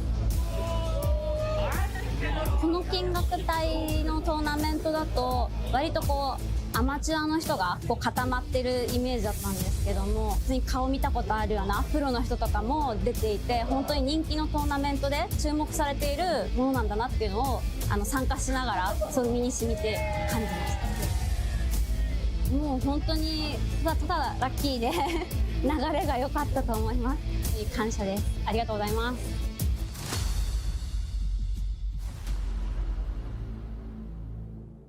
其实他们都比我更资深，而且每一个玩家都其实具有很强的侵略性，玩得非常非常好。那我要建立马量的时候，其实非常不容易。我非常非常的紧张，晚上甚至睡不好，我还失眠直到起来。当我来到现场会场的时候，我就是很专注的在每手牌，慢慢把马量建立起来之后，我可以打得比较轻松，有更多的容错率。尽力去努力，还是需要一点点运气。对。其实很高兴，因为我在台湾参加很多的赛事，那赢下这座事实，我觉得比我其他赛事都更有成就感。这个是我第一个狮子奖杯，它对我来说意义蛮重大的。除了给我自己的一个礼物之外，那我最主要是给家人，因为他们支持我去从事这个挑战，去参加这个赛事。第二个是我要谢谢教我 Miss Game 的朋友们，我们从不会到会，那每天晚上的练习一点一点的进步，才会有我现在的这个技术，那可以跟这些外国的职业玩家去做同场竞技。谢谢。A 组才刚开打，买入就已经超过400组。我说的不是普通的比赛，而是 APT Championship 国家杯。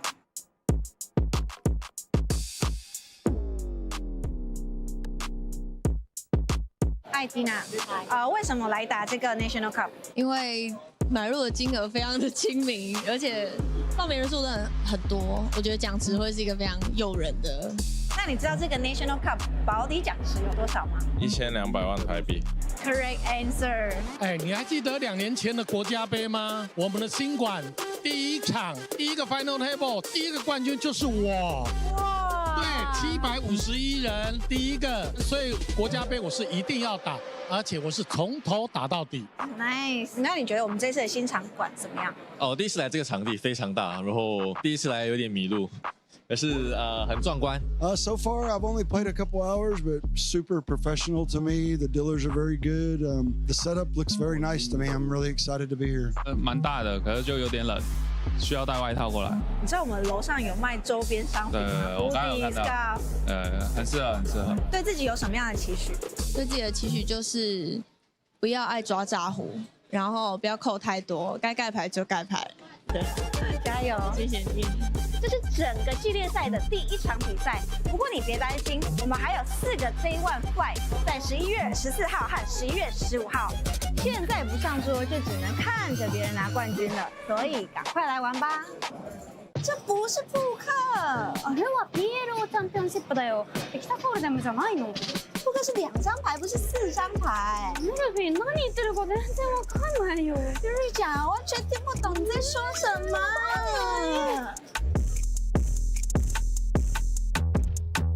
突破 PLO 买入纪录 ，PLO Championship 买入10万台币，冠军将带走190万台币，以及 APT Championship 席师奖杯。到底谁会拿下 PLO Championship 冠军呢 I like to gamble. Poker more gambling. Because I love playing PLO right now and it's a lot of fun, way more action, so I really enjoyed it. Tournaments, PLO tournaments, you have to be pretty tight. Got some aggressive loose players on my left, so you know I've got to be careful and navigate correctly.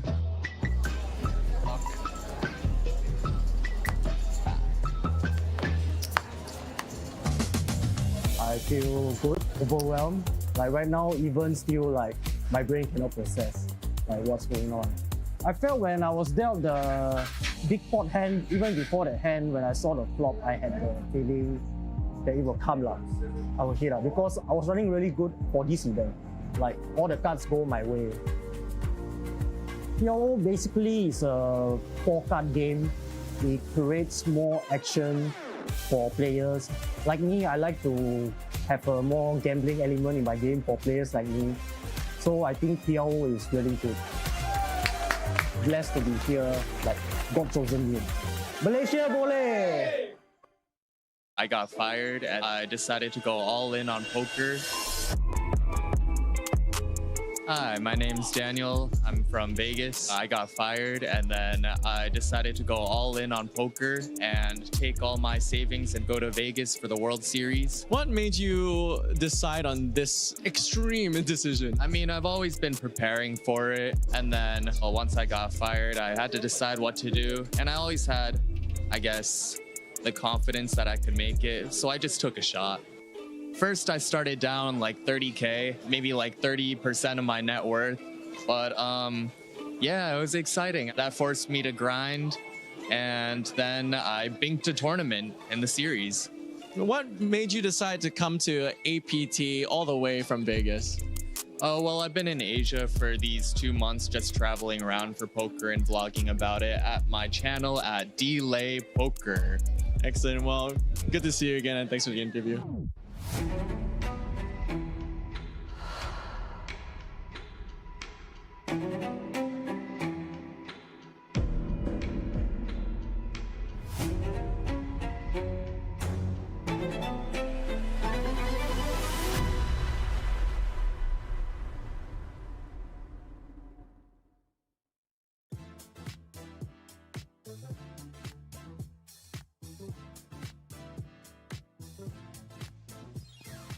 Welcome back. We are coming to you live from Taipei, the beautiful city you see on your screen.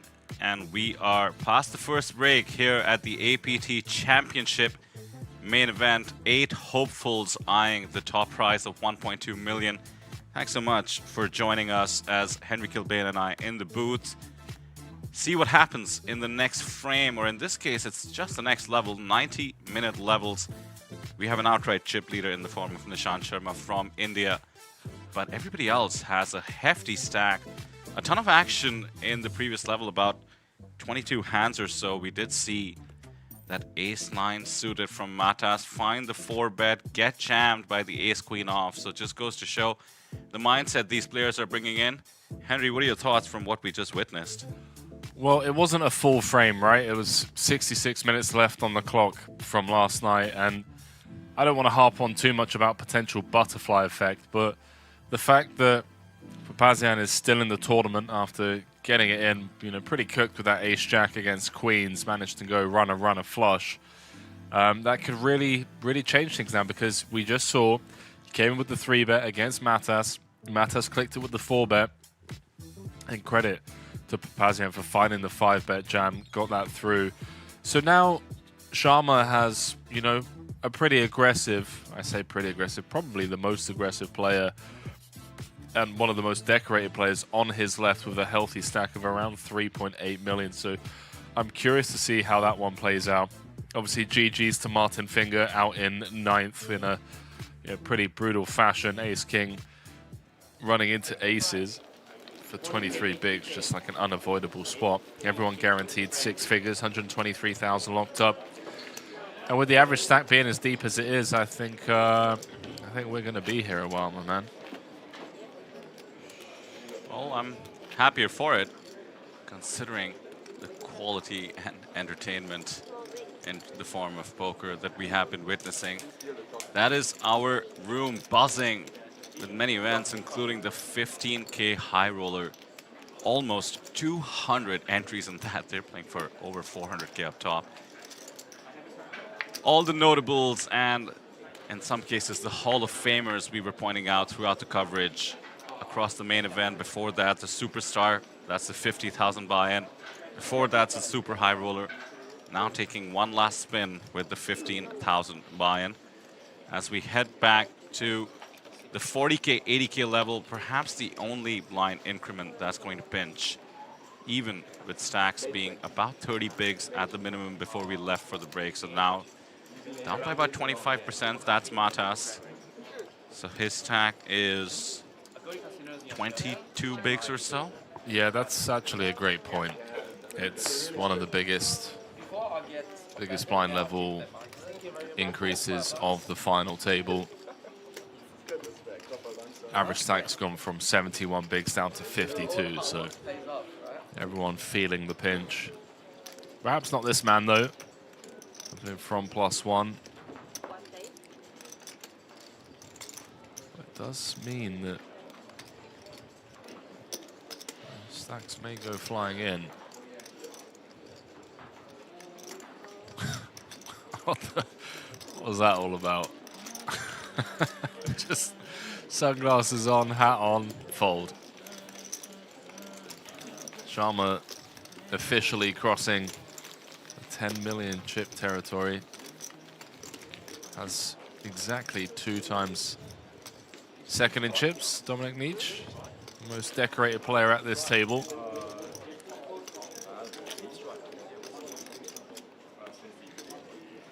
Dominic with over 20 million in lifetime earnings. He's been there, he's done that, he's seen it all. Oh, and the little face mist by Neng. As potent a performance-enhancing drug as we allow on the table. Ace-Queen for Nishant, what in the world? Pocket sixes, the hand before. This is the funny one, the table will think that Nishant is completely out of line, as is your right, with the heaps of chips, but he seems to be having the goods more often than not. And Henry, you mentioned this before, but Chuang with the Beal with the 10-9 suited. Is this dangerous from the hijack with the number of players behind? This is a very loose pill, in my opinion. But then again, it's another one of those where, you know, do you just want to let Sharma run everyone over? You know, do you want it to get to a point where all of a sudden everyone's just handcuffed because he's runaway chip leader and you're all holding on for dear life? And as it stands, it looks like Trang's going to actually end up winning this hand, most likely. Let's see John Nico sticking around with bottom pair, no backup. Sharma with 2 overs, but 0 interaction with the suits or cards on board.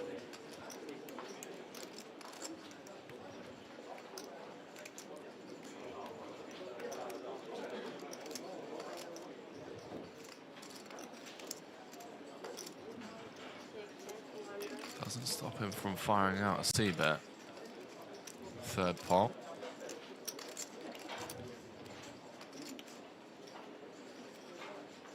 So maybe it's not as clear-cut that Trang's going to win this one. Yeah, there is a world where Trang now essentially forced to come along with the 10 high, all the equity in the world. And John Costagnano, surely, with just a deuce. 2 stacks interested.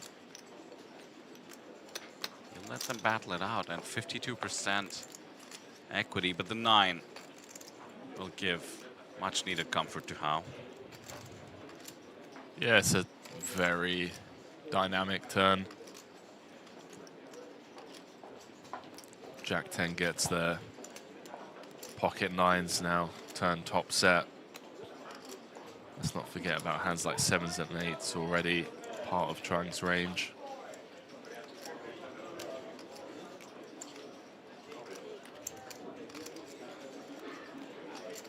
Sharma just correctly recognizing that he needs to slow down on this turn.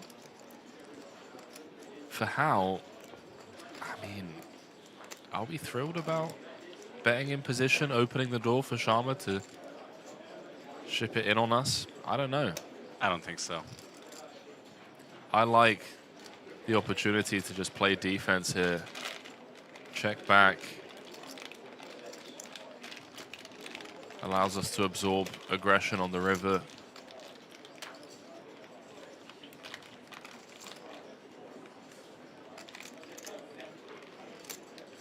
He doesn't mind a jack, makes a straight.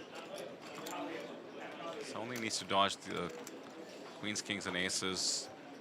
Do not feel like he has the best of it, but he is ready to bloat. Wow, that's a big bet as well. Holy. Does have the 10 as well, so not too worried about being trapped with the absolute goods in the form of the jack 10.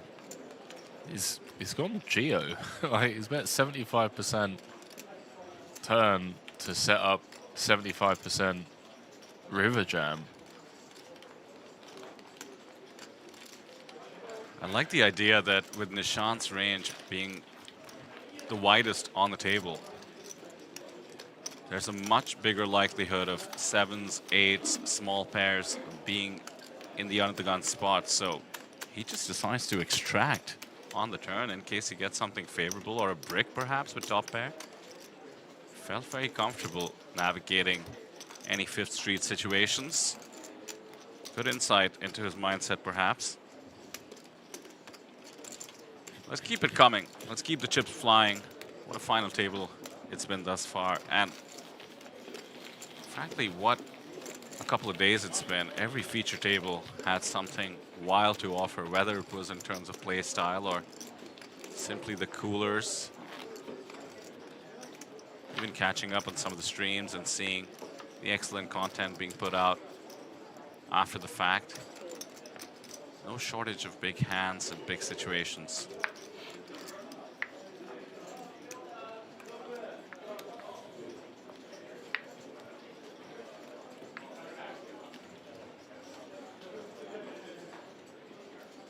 So Nishant has been proven fallible at this FT. Something we were yet to see in a meaningful way. Could be the start of a collective resistance. And Neng finally getting a holding. He's been quiet, barring the probe multi-way that did not go his way. Now ace queen, Dominic opening, queen 10 suited in the hijack, just the flat. Chip leader awaits in the big blind, now getting the odds to come along with the king 6 of diamonds.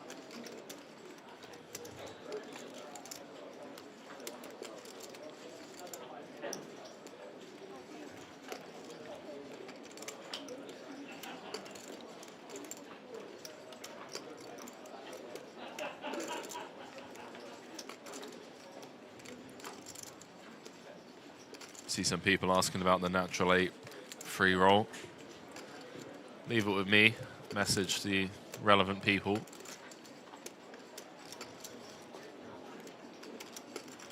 Oh no. Oh baby, hold on.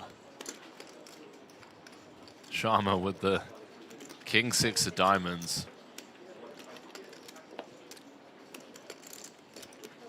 Taking it upstairs. And And now in Neng's shoes, you essentially incentivize Nishant to squeeze with the flat on the button. What was the plan? Yeah, byproduct of that 7-6 of hearts flat from the small blind earlier that everyone got to kind of show down. Perhaps that's the reason why Nishant has decided to pounce on this.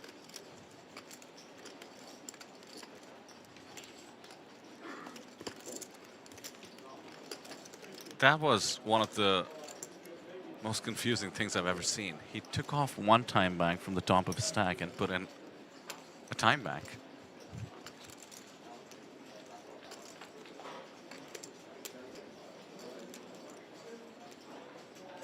We can flatten position. Or we could do that. That just, it seems dicey, man. 47 big blinds. The way that these guys are just liberally jamming 50 bigs. Yeah.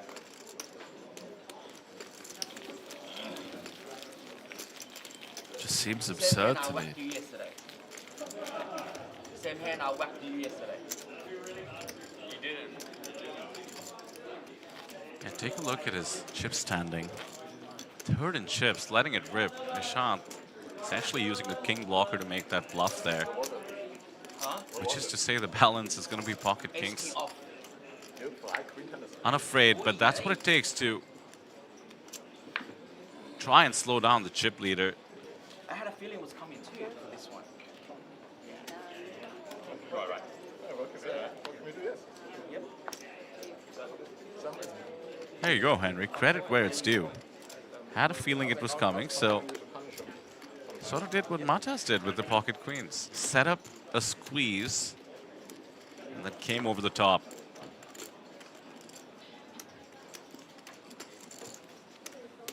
Just, maybe I'm too nitty, but he's third in chips. Third goes home with $500,000. What can I say? He wants to go home with the 1.2. The 5% of the time that Sharma just snaps you off, you just cooked. Anyways.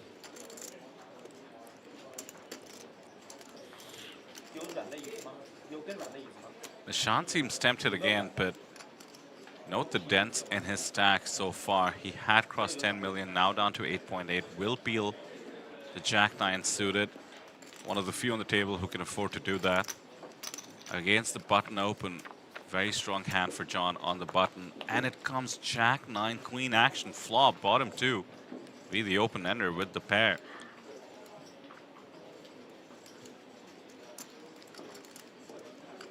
Man, when you see some of these plays that have been happening at this feature,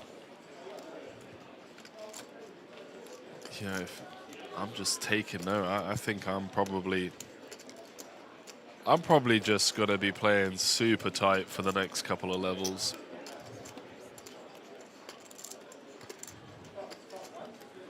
Let these guys do all of the damage.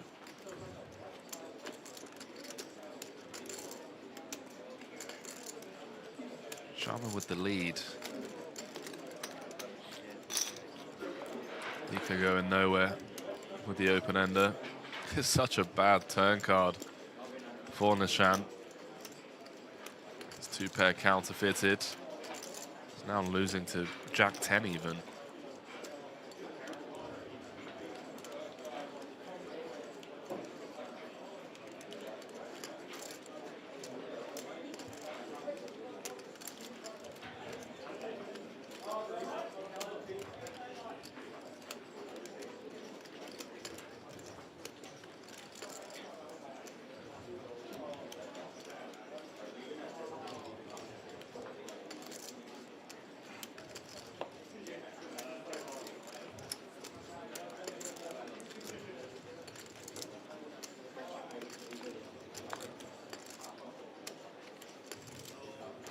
Checks through. Brick City for John. That's going to be a nice little pickup for Sharma. Unless he checks it on over, the 10s get turned into a bluff.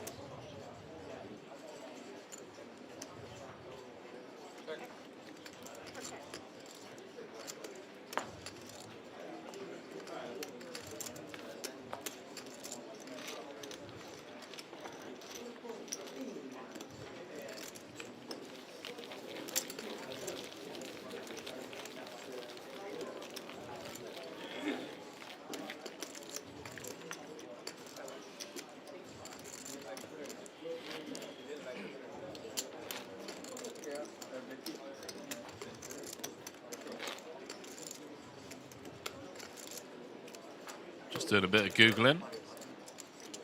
Trying to figure out what "ah bang" means. Do you know what "ah bang" means? I do not. I think you have to be from Singapore or Malaysia.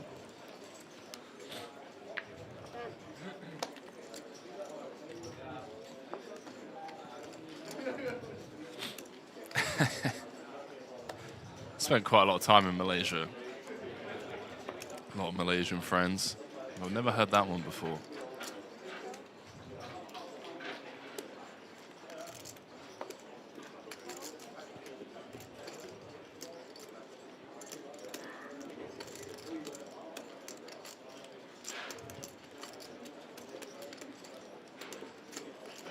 An ace for Nishant is plenty. Actually, any two, probably. Getting open from the button, so he's higher up in his range than perhaps the blinds would expect. And Mata's down to 1.5. King Jack. I mean, this has to be a hand he's willing to bump up the stakes with. 1 million, he says, commits. Basically a champ.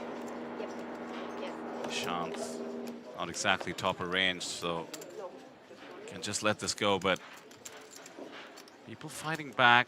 Nishant did pick up the chips there, so he's very comfortable. He's seen it all. I expect a healthy VPIP, well over 50% from Nishant as play goes on.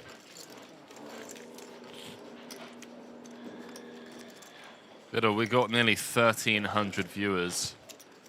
$6.2 million prize pool, nearly 1.2 million for first. We've only got 61 likes, my friend. Why? Are you not liking the show these 8 are putting on, guys? No coaching. Oh wait, I hadn't liked it either. Never mind. Good point. What is wrong with the world?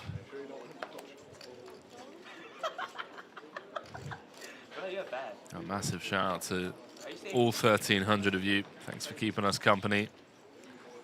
Let us know who you're rooting for. Let us know whereabouts in the world you're joining us from as well. Maybe you played this event. Maybe you want to see where your buy-in's going. I mean, the big blind is 1.6 starting stacks right now, so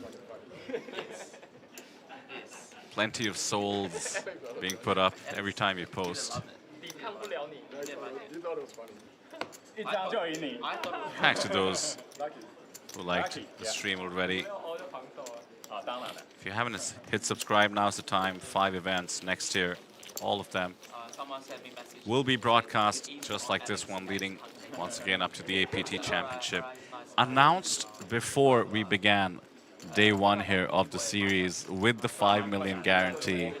I mean, if that's not big guarantee energy, I don't know what is.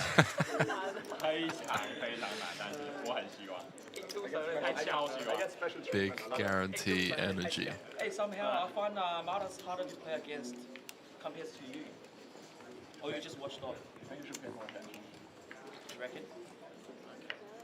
Cigar in chat says rooting for Huang. Step satellite to the final table. LFG. It is truly special. In for $350. Guaranteed almost 125. And looking to 10x it. What's the ROI on 350 to 1.2 million? Does anyone run the numbers? Yeah, we have. Kai from the live reporting team put out a great piece and actually did the same in the booth yesterday. Quick guess first, top of your head, Henry. What comes out? ROI?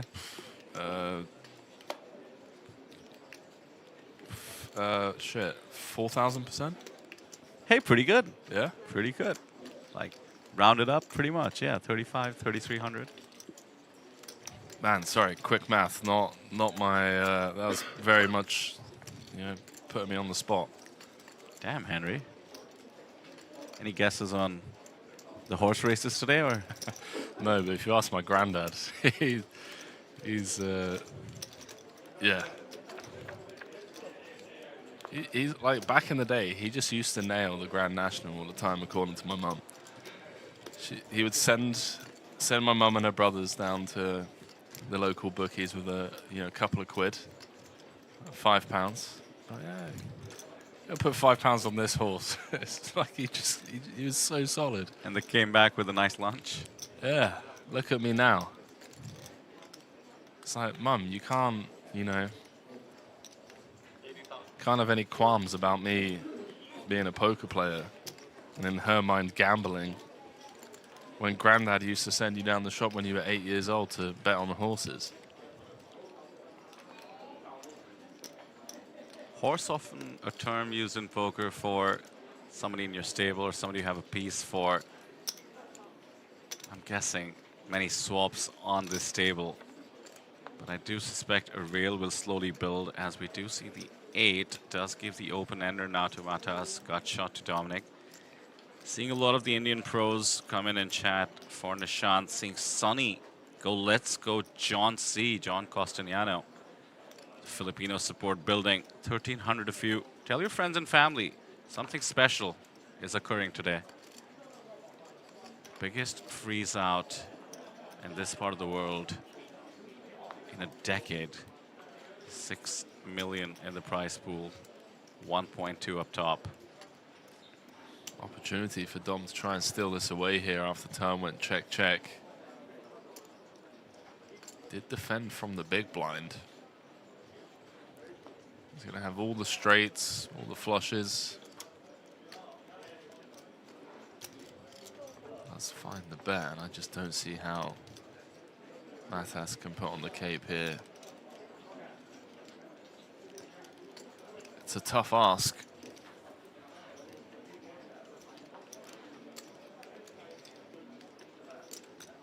Although I guess the range of hands that comfortably find a value bet for 130, it's pretty narrow. He does pitch it. Nice little pick up there for Dom.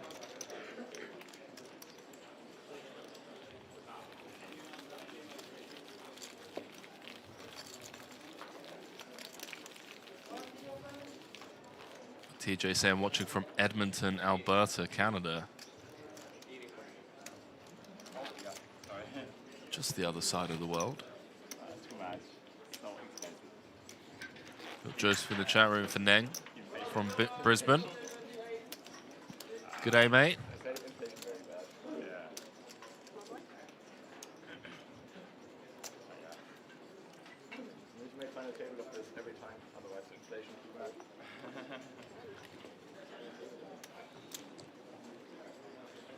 Gil was saying Huang noting the banker player. That's what I said earlier as well. Definitely seen that at the in the pits.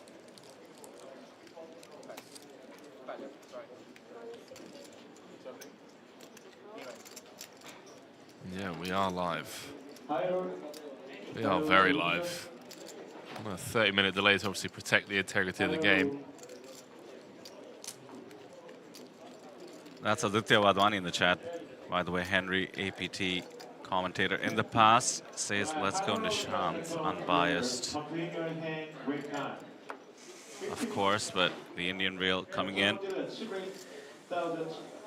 The Bogan part of Sydney, right? Is that how you say it?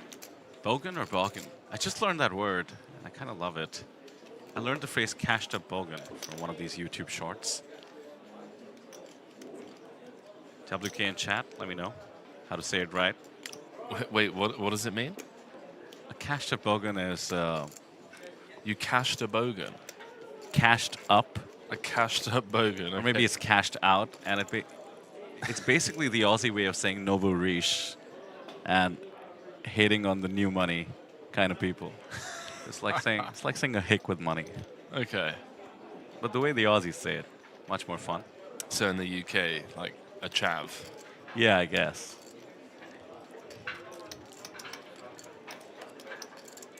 Man, I haven't heard that word in years. Sharma respecting the under the gun open. Sorry to get distracted from the hand, but Ramesh in chat says, at the end of the day, we'll have a separate biography on each player. Thanks to Hao Shan Huang and his notes.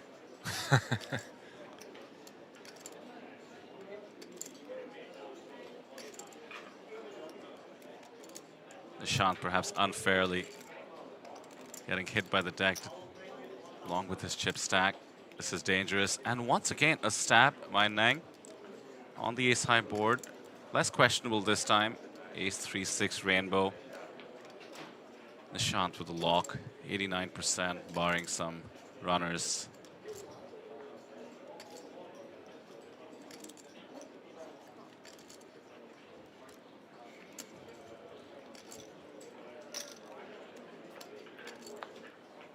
The jack is an interesting card. Could incentivize another barrel. Slightest of equities. And with Nishant's range being super wide always, given his chip stack, doesn't need to have an ace, even in +2. Yeah, there it is. Oh, baby. I love this. I mean, you gotta respect it. He's open under the gun. Firing out half pot. Really trying to put pressure on Nishant. And say Nishant was in here with like an ace-10. It's not comfortable, you know? Maybe a baby-suited wheel ace. Give credit where credit's due.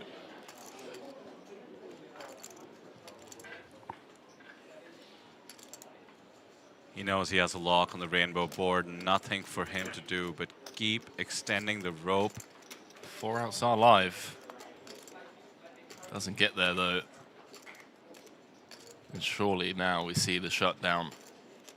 And Sharma is going to extend his chip lead. Going to be peaking, as they like to say.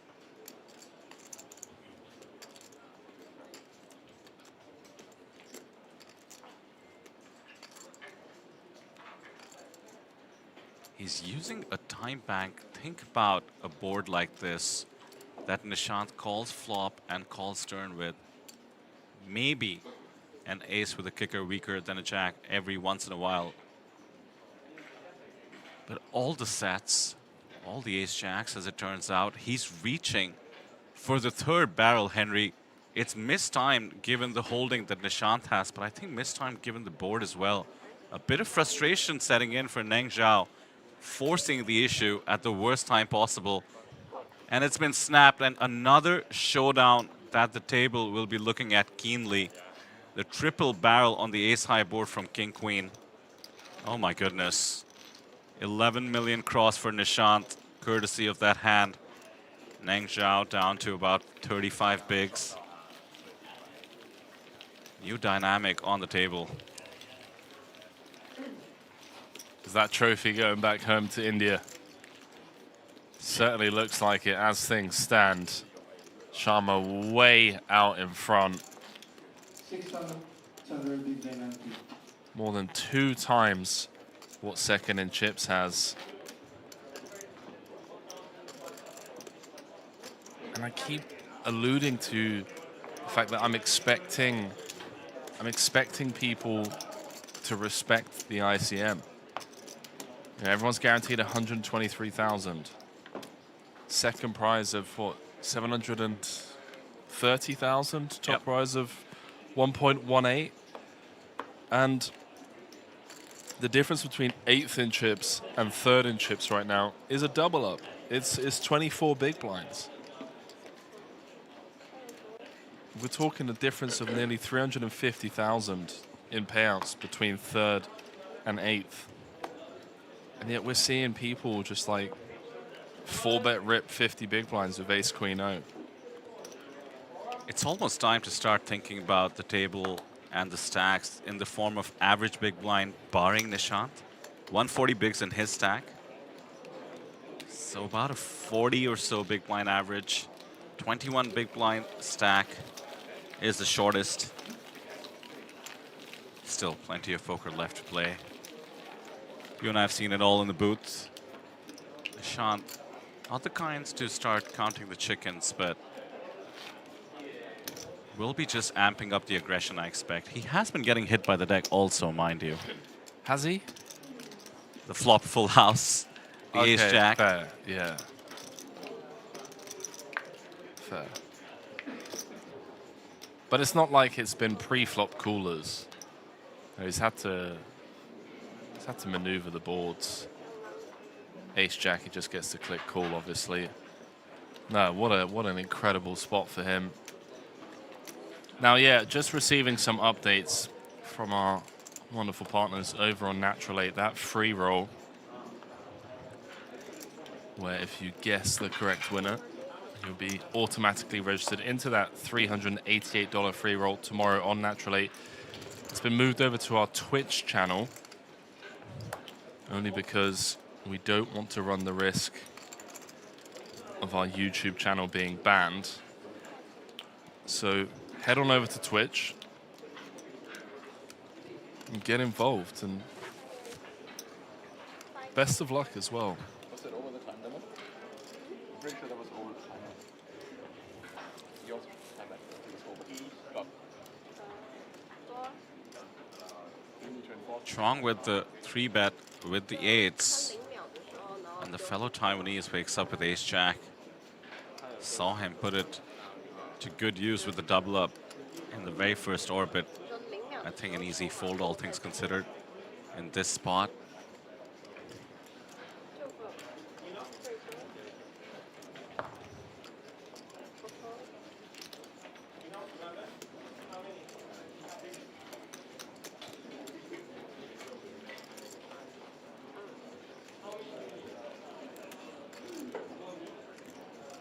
Papazian, right before the break, did find the 5-bet rip with the ace-queen off. Never doubt this man and his aggression.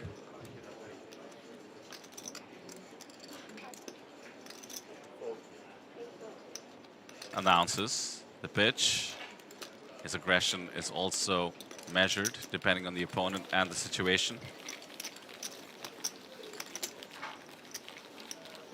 Evolution saying Neg Zhao's so quiet. Yeah, you know, the deck can humble you. Yeah. The deck really can humble you. A reference to the fact that he was by far the most boisterous on the table yesterday. And today. And today, until recently, I suppose.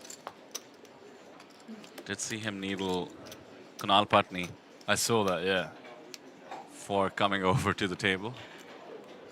No coaching, he said. Kunal Patni and Nishant, good friends from India. Kunal, the APT regular extraordinaire, manages to find the 50th birthday to coincide with the APT Players Party. The man runs good. The man definitely runs good. Vinay in chat says, let's go Nishant. These two are PLO 6 cash game players, would you believe it? I don't know if Nishant would go back to the cash game streets after this. Yeah, I was going to say, you take down 1.2 million. It sounds like he's already been crushing the Poker Dream live stops.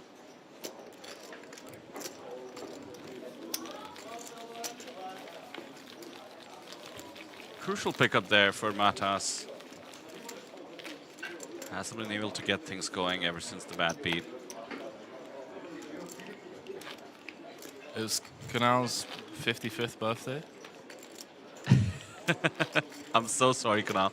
I knew I may have misspoken because it's something Victor said, and Victor and Kunal famously battle each other on Facebook and in the live chat. 46th birthday for Kunal Patni.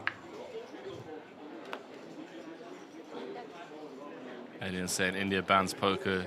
Nishant en route to get a score so large that we could all live vicariously.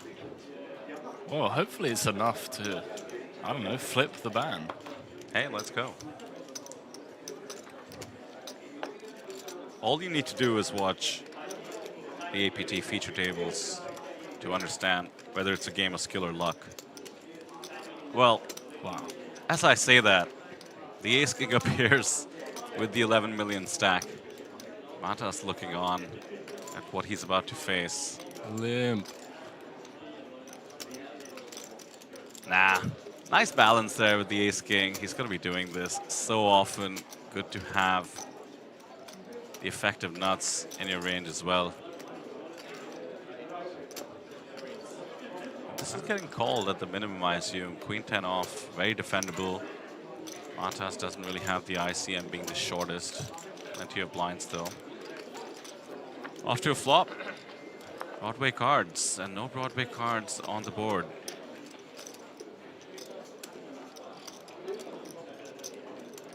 Yeah, final table started off with an absolute bang for Matas. He found himself 2 cards away from being second in chips and getting us down to 7, but the poker gods want to make him earn it the hard way. Things haven't been going well for him ever since then. And here, blind v blind, Queen 10 just has to hit the mark. I mean, even if you think Sharma's up to no good, it's just so tough to find the pill here. Queen 10, no heart, even in position. Yeah, I don't see a world. A lot of poker is about waiting for a better spot. As you do pre-flop and you fold, sometimes the same applies post-flop. You'll get your chance. I mean, he has the right position on the left of Nishant. When we kicked off this final table just 30 hands ago, we had Dominic chasing down the chip lead, sitting across from Nishant, but now with the outright chip lead. He has more than double, Henry, of second in chips. Never in your life, when you sign up to play a 10K, could you imagine that you can be in this spot, the stuff that dreams are made of. Yeah, everyone other than Dom playing sub-average. Still, I don't think this is going to be the level where we see, you know, a couple of bust outs. I think what's average stack 51 bigs. I think it's going to take a couple of levels. I mean, Matas is certainly feeling the pressure at the moment. He's playing 19 bigs, but he's also a very patient man. He's been in this spot before. He peaked at 4.5 million yesterday. Let's see if he can find his spots to get back in this fight. He also just has a ton of live poker experience.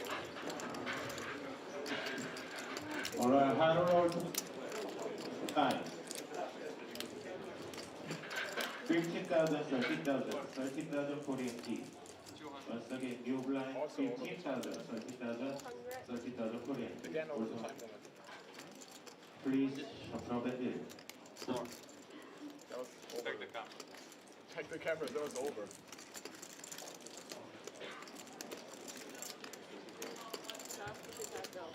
Dom not making friends with anyone. You said already? I said 200. I saw the zero and then I heard I said 200. It's her job to police it. Not what he is here for, I suppose. It's her job to police it. She's not doing a good job. Had a rough go of it at our feature table yesterday when we became short-handed on the soft bubble of the final table. Wanted to really exert the advantage of his chip stack. I don't want to do it. You know? That's my opinion.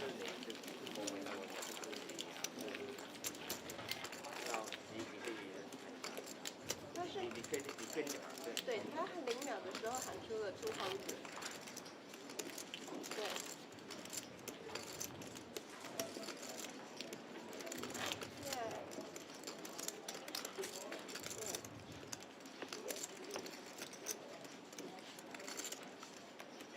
Chat expecting fireworks in the 100K big blind level. Long way to go. 50 minutes, as you can see behind Nishant, till the break. 90-minute levels followed by breaks.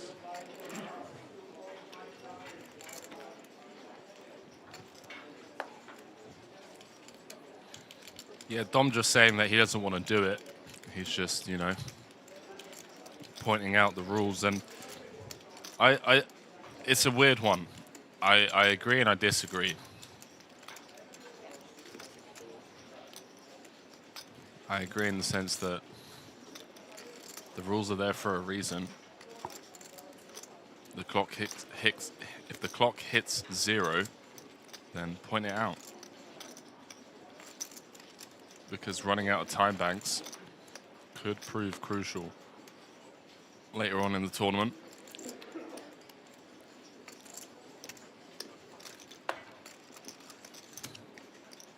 But I disagree from the whole kind of like camaraderie side of things, you know?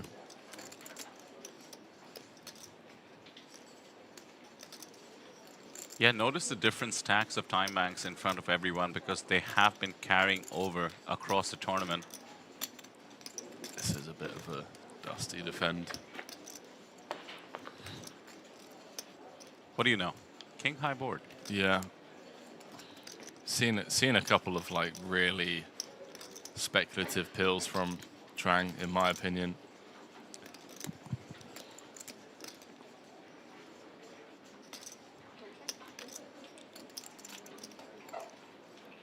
And the thing is it's been working out for him so far. But I do fear that he potentially gets himself in trouble sooner rather than later.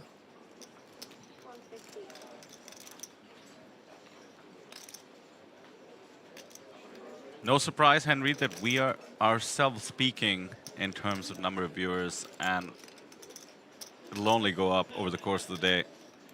Each page jump, absolutely massive. The next one is 57,000 USD. Welcome to all the new viewers. Tons of Filipinos in the chat. Would love to hear some John Costaniano stories. Did just see that he is crushing it online as well. Unsurprising to not have too many Taiwanese locals, but to the extent you're in the English stream with us, let us know about Hao Chuang. Did see some support, actually, considering the Magic the Gathering background for Hao Shan Hong. There's only so much we can find out by talking to these guys, so keep the facts coming. Try not to make them up, but little embellishment is okay. Lead out, mind you, on the 5.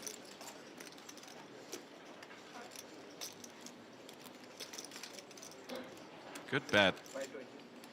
But it's going to be pounced on by Nishant. Anytime you bet out of flow against a man who has you covered 4 times over, it is the risk you're running.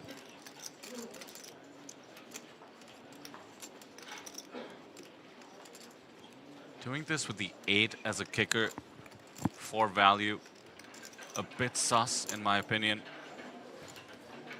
Probably thought he was relatively unraisable when the 5 pairs, way up in his range to ever consider folding, does call, and Nishant with just the ace high knows he's likely behind. Draws less likely to call on a paired board, so with the absolute brick, does Nishant want to put Hao to the ultimate test?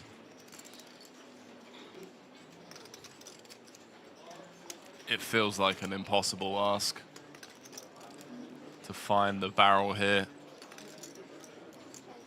In terms of potentially giving up some flow, as you mentioned, could be detrimental.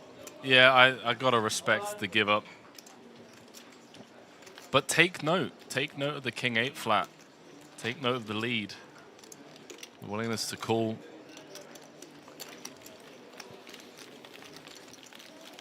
With that Chuang up to 2nd in chips. 3rd. But sorry, 3rd. I assume you're not counting Nishant, the battle between the rest. Yeah, I do apologize. It feels like there's, feel free to correct me if I'm wrong, just like a bit of change in energy and momentum out there.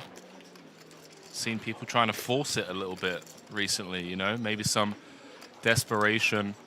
Because that 90-minute clock can play games on your mind. You know, you fold for 3 straight orbits, for example, and then you feel like, well, hang on a minute, I haven't won a hand in 3 orbits. I need to start and try and force something. Yeah, think back to that Neng Zhao triple with the king queen. Yeah. On a board that absolutely did not demand it. And meanwhile,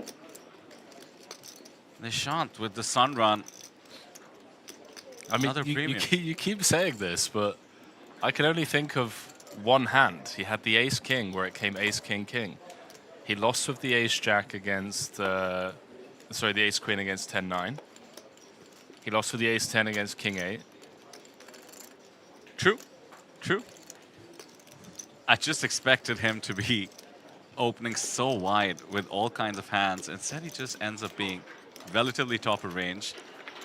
And I think I'm echoing what the players will feel when they go back and watch the stream, because when the chip leader just has a reasonable hand, they can just keep pouncing, keep opening, keep taking jabs.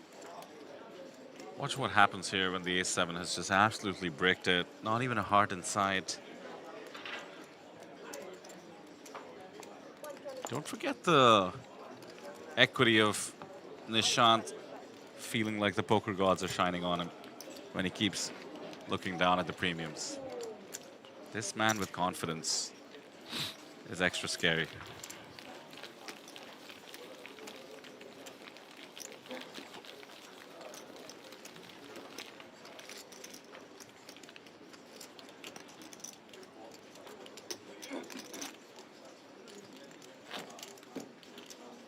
By the way, Henry.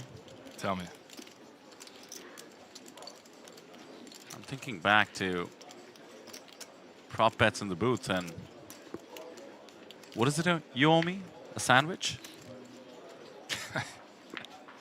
You cheap bastard. No, a win's a win. What kind of sandwich do you want? A knuckle sandwich? I could serve up a couple of those right now. Who's a chav now? Now we'll double or nothing or something. No, you're good, man. We'll find a spot. I think right now the situation appears a bit one-sided. I don't want to cheapen this historic event going too deep, but in the middle of the day. All right, some defenders from my position. Hyun in chat says Nishant is sun running in terms of premiums. I mean, we all just have different opinions on what premiums are. If you'd been dealt like aces, kings, ace-king, queens, then sure. Be in agreement. Matas with a pickup that'll get him closer back to 2 million. Do not count anyone out just yet. I'm just a meat cop at the APT. I don't know. What are you good at? It's fine. Yeah, because I'm good at poker. I'm good at something. All in calls is my call. You're reading a nice book, though. A familiar sight on our stream. Handmade stale? Neng chatting to the floor. It had the same similar drawing. Just a reminder, seat 1, Trong, was the player with a bit of controversy generated on day 4, as he did do the max tanking short-handed. As Henry so eloquently explained, there are many advantages of doing that. Fewer hands on your own table, more forced hands on the other table, increase the chances of getting to the final table. So there's a bit of history to the irritation that can be felt in some of these players' minds, but so far let's keep it friendly, involve the floor when needed. Note the insta-muck with the pocket 7s.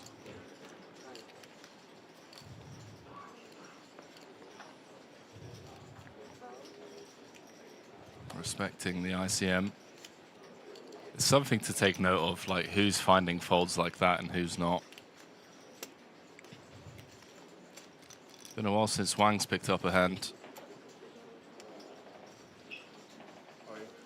Yeah, there's the jam. Felt like it was coming.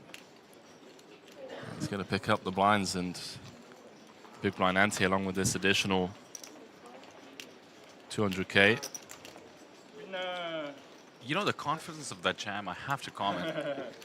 John Costiniano, Hao Shan Huang, and Hao Shuang, Probably not. Probably not. even Neng Zhao for that matter, pretty similar in terms of hen and mob lifetime earnings. We're talking about give or take 400K, $500,000. That is third place prize money at our final table here. So for them to make fearless decisions is quite something. And they're looking to potentially triple up their lifetime live earnings. In that spot, Huang just goes with it with the ace-queen suited. But he did have 27 bigs. He has one shorter stack, Matas, who actually folded the sevens in that very hand. Goes to show that they're going for the win. Yeah. They are willing to put their tournament live at risk against the Under the Gun Open too. If it means that they can pick up a few chips, not to mention play correct poker. I mean, in theory, totally okay to find the big jam there. You don't want to raise and fold to a 4-bet. But it's not easy to make the pull.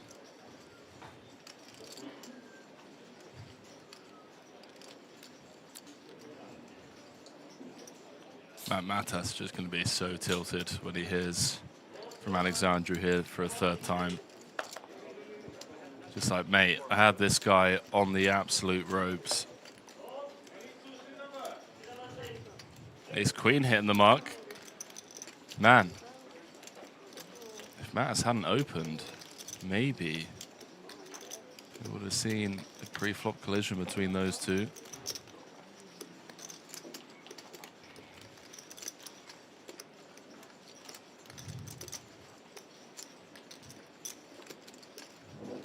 Don't do it, Symbolus.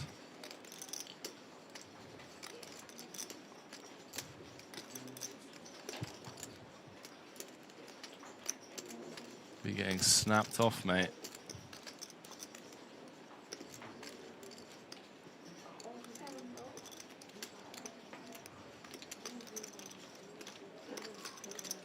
Stays disciplined. Just folded the pocket sevens now. Open folds the king 10 suited.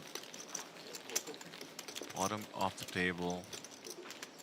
Let's see how much more he can take.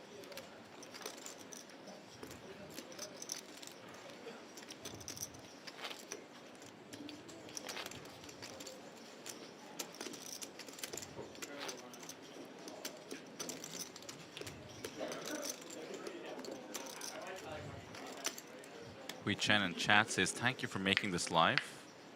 Well, thank you for joining in. As we approach 1,500 viewers on the stream, super excited to see you close out this main event with us. It's going to be a fun day, I promise you that. I honestly don't know if it finishes today. There is a chance. Yeah. There is a chance. We did the math, right? How many blinds left in the game at about 11 p.m.? I think there's 150 bigs in play. Having said that, I am seeing some early signs of frustration, seeing some early signs of people just trying to force things that they don't need to force. And take a look at this. Not very forced, but the ace-4 suited, the solver favorite 3-bet from the button against +1, and John wakes up with kings. Man, Zhao was up to 5 million at one point. It's going to be down to 2.2. He will not be seeing an ROI on this 500K.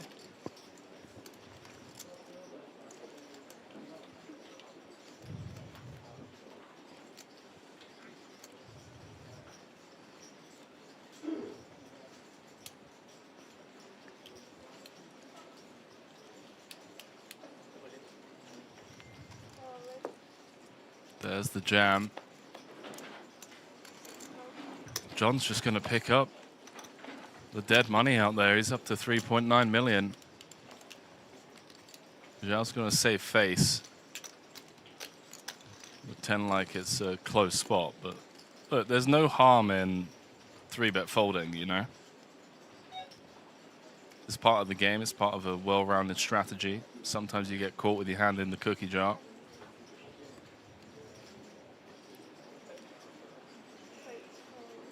Does let it go. That is a big old pickup for Nico. I want to say we have 3 stacks now around that 2.2 million. Yeah, there we go. Wang playing 2.4, Zhao playing 2.2. That's playing 1.7. Perhaps not going to feel the pinch this level. Once it goes up to big blind 100k, could get dicey. Are you leaving us, Fido? You abandoning ship? Is that what's going on? I would never. Oh, captain, my captain. I would never. Could have swapped with the Great Salmon Soul for a quick stint. As we just discussed, Henry, this one could go on to the next day, perhaps. What do you think? You want to double or nothing that sandwich, right? There we go. That's a good one. I love it. What time do you think we finish?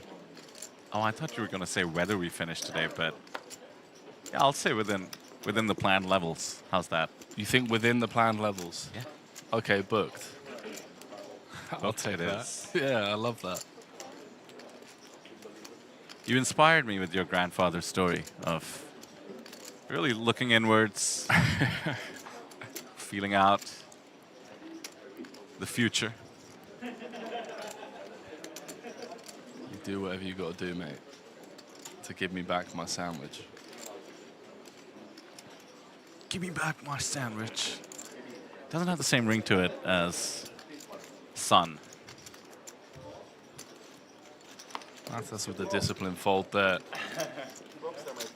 Yeah. Suited one gapper. How about bottom set? Trying on a bit of a sun run himself, all things considered. He's going to be playing north of 5 million. A couple of, you know, speculative pills pre-flop, including this one right here. I mean, let's be honest. Flatting 6s against an under-the-gun open. Kind of making his own rules. Not overly concerned about the ICM from what we've seen so far. It's working out for him.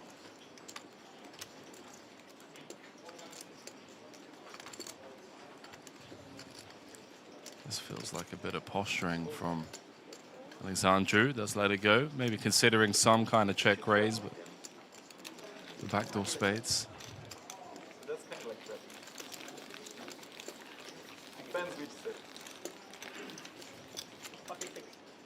So what do you think, Henry? What is the strategy here if you're John, Hao, or Dominic? Second, third, fourth, and chips. Middling stacks, even though they're pretty deep. With a short stack that has plenty of chips, so there's lesser ICM pressure. You take on the giant? I think John's obviously got the worst of it, right? Scott Sharma on his direct left.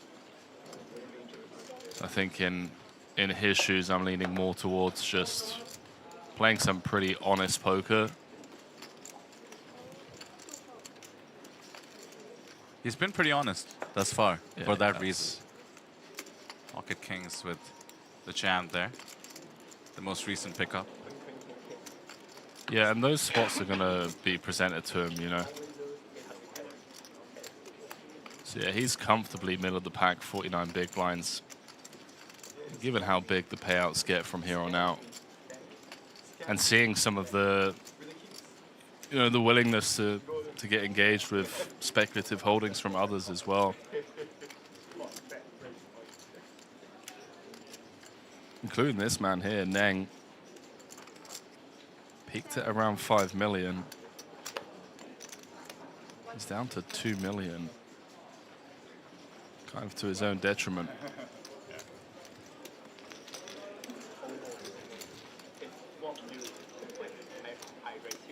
Plenty of names in the chat who I know for a fact would have played with Nishant. I suppose we know other players will be catching up on stream, so you don't need to reveal too much, but let us know what your experience has been. What is he like at a final table?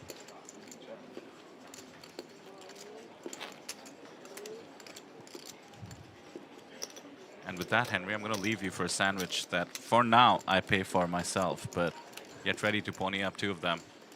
Go ahead, mate. I won't be ponying up 2. There's no way this finishes within the allotted levels. I just don't see it happening.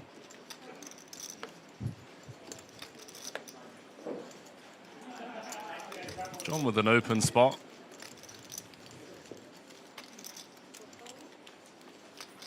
Passes up on it. Take note, by the way. That's exactly what we were talking about. Folding the king jack from the hijack. As I welcome another booth brethren into the booth. Simon, so how's it going, my man? Welcome to the final table that you so eloquently introduced along with Pocket Carls earlier in this morning. How's it going? It's going great. It's always great, and I mean, it should be going great for all these folks. 19 big blinds are the shortest stack in the form of Matas. I mean, still plenty to work with on a final table. Well, I do like what you brought up. I think John does have the worst seat draw in the house. Feels like it. Yeah, 19 big blinds, especially with a 90-minute clock, and the fact that we're still, you know, 8-handed. It's not like once you get down to 5, that big blind and big blind ante coming around a lot quicker. And I think with some of the carnage that Matas has been seeing going on around him, he's a patient man. Doesn't need to force it. He definitely has the experience to know that this is a marathon, not a sprint. I mean, we've got a table full of battlers. All day 4, we saw these players rotate in and out of our feature table, and they were just going after each other's throats all day long. It was quite the battle to get down to the final table, really. I mean, we were down to 11 before dinner break, and then it took you guys an additional, what, 2 hours to lose 2 players? Yeah, I had to come down to like 10s versus jacks, button versus big blind. For oh, no way. Just under 20 blinds. Right, wow. Jacks holding? Yeah, flop and top set, 10's dead, just. Yeah, that's Jun Hao Wu. Singapore's #2 all-time money list.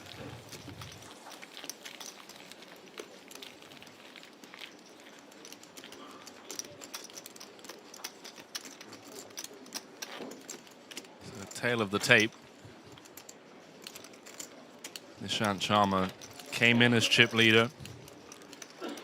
Since the start of play, he has chipped away at everyone else. Mainly that man right there, Dominic Nietzsche, came in second in chips with 7.5 million.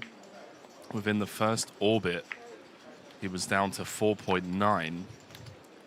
Got involved in, I want to say, 4 of the first 6 hands, and none of them went his way.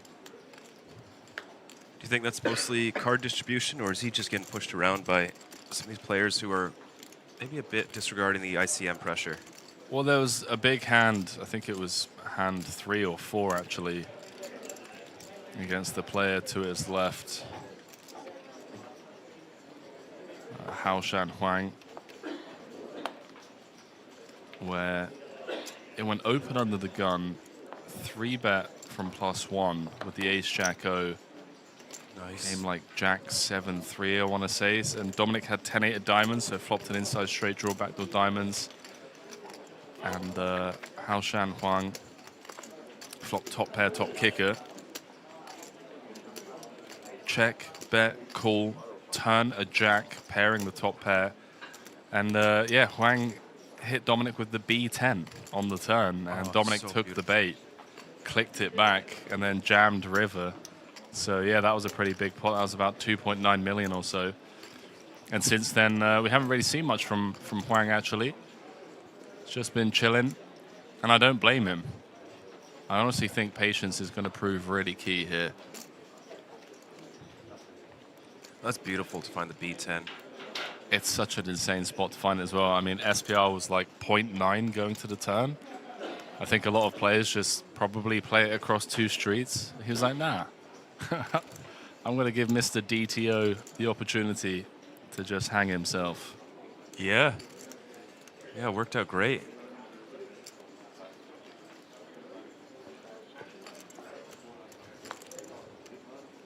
Look at this, trip jacks. Top pair, top kicker once again turning into top trips.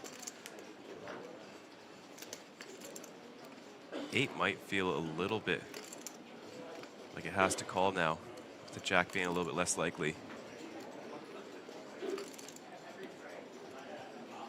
Yeah, if we expect that we're always hearing from ace, queen, ace, king pre-flop, only really beating king, queen, pocket 7s, pocket 6s. I will say that in my opinion, Hao Trang has been on the looser side pre-flop in terms of some of the pills that we've seen him make, especially against the chip leader as well, which is somewhat surprising. Yeah, typically, aggression works quite well against the chip leader because, as we can see here, they're opening king 8 off at +2. He's going to get a very good spot. He's going to go for some thin value. I really like the sizing as well.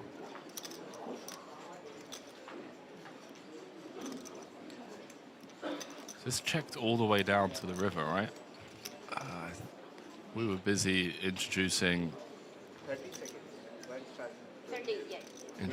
you and recapping some of the highlights from today. She didn't clarify the bet. Yeah, it's just checked down to the river. My time, it's your time, yeah. But it's very strange. Sharma needs to be careful, by the way. He's only got 3 time banks left.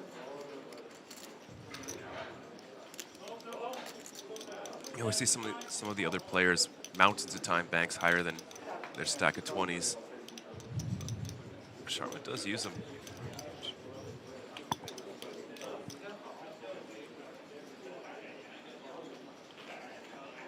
Yeah, I'm not surprised. Such a weird hand. It's strange because she started it before he put his chips in. She started the timer before he fully put the chips in. Yeah. 720, right? Wow, Trang's up to 6.1 million.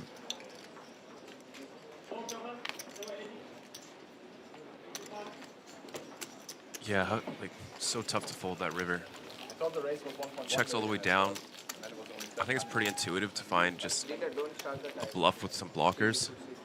Maybe you flatted 9-8. We're just looking to get showdown.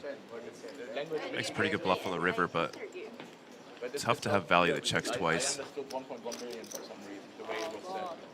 So, like language barrier should be third after the player goes to. It's really hard, yeah. Oh, Dom calling the floor over for like a 3rd time now. If you want to say something in Mandarin, don't last 3 seconds. I speak English.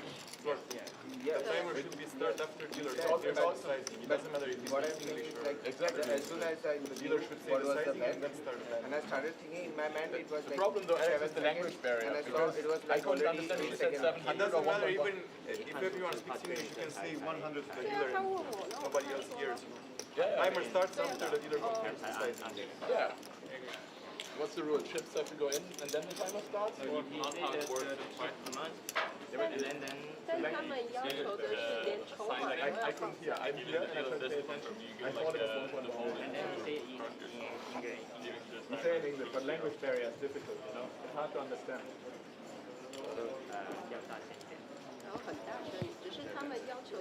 Well, respectfully, we are in Taiwan. So international table means Indian, okay.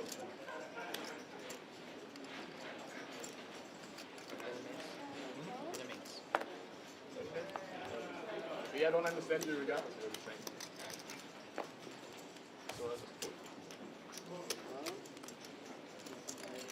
saying. The pace of play is quite quick. We're on hand 47. It's been, 2 hours of play, so surprising to see about 25 hands an hour on a final table. Yeah, that's a great point. Haven't seen many flops, to be fair, so there has been a lot of just like single raise pots taken down. Wang trying to piece up Neng Zhao here. I don't think it's going to work. The 750. The 3.3x. Really bad shape with 22%. Must have been a lot of 7s and 5s folded. As we can see, there's only 3 of them remaining. Flops himself, not much to go on. If we can find a C-bet, though, it would be difficult for them to continue here, even with the overcard and backdoor diamonds. And there's 600 in the middle. Neng's playing 2.1 million. Slightly over half pot, I like it. It's really putting the pressure on a hand like Neng has. Yeah, Ace exactly. high, backdoor flush, backdoor straight. I mean, say Neng calls here, there's 1.2 million in the middle. The effective stack being 1.7. It's just like, what turns are you happy with? Yeah, even if you turn the 8 of diamonds, if he jams, are you really calling this off with your open-ended straight flush? There is the call. Queen of hearts on the turn, so double gutted, or I suppose open-ender. Let's see if Wang goes for the 0% equity bluff hit. Really good card for him as well, for his range. This would be so sick. Oh, let's go, baby. Oh. What a boss. He's just like, I have all of the ace queen, ace king. You have none. Get in the bin. 725. Look at that. And like we were just saying before, you know, you get a turn card, you pick up a bunch of equity. But now what do? I don't think there's anything you can do.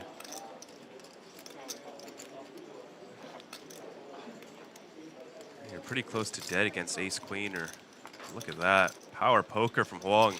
Up to 2.9 million. I'd love to see it. Just a 750 taking it to the streets. Huang is just a silent assassin, mate. He's got his little notepad. He already pieced up Dominic Nietzsche. Now he's pieced up Neng Zhao. Who's his next victim going to be? I think this is such a cool strategic difference he's implemented on this final table. He was probably our most conservative player yesterday, as we did cover him for a lot of day 4 on our feature tables. And now it's just switched up gears. Yeah. You know, I'm sure these players have reviewed what's happened the day before. They're playing for over $1 million. Of course, you're going to do a bit of homework. And, you know, we didn't see him go for too many spots. Now he's just all cylinders firing. I love to see it.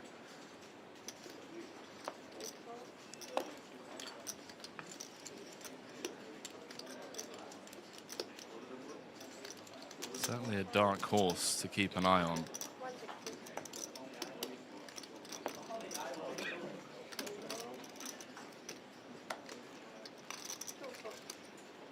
Best live cash of $40,000. He's absolutely smashed that. Total live earnings of 382. With a win today, he could 3x his total live earnings to date. That's just incredible. Clubs versus clubs. We'll be safe on the ace-3 deuce. Does outflop Hao Chuang's jack-9.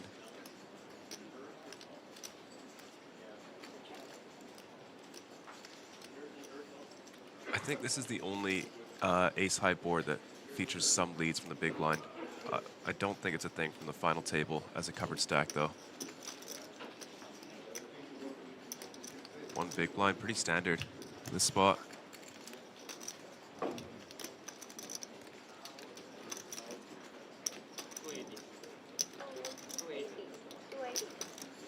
John came here to play as well. Check raising, middle pair. Nice, just shut it down, deny all this equity. This is why let Chuang realize he's not going to bluff turn.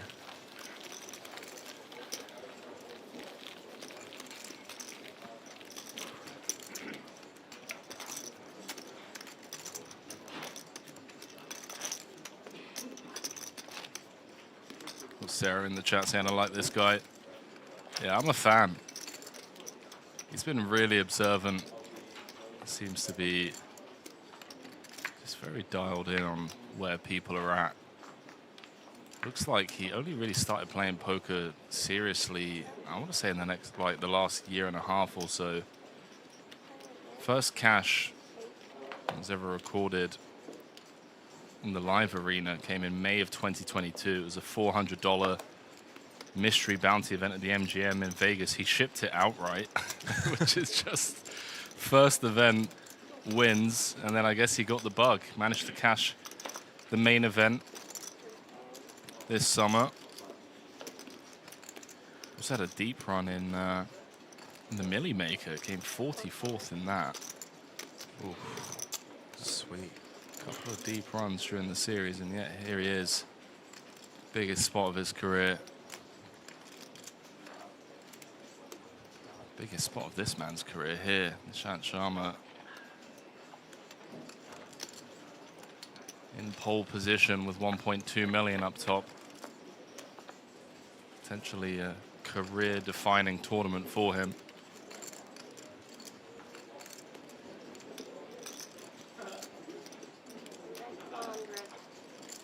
Dom with the range bet. He knows these ball textures better than most.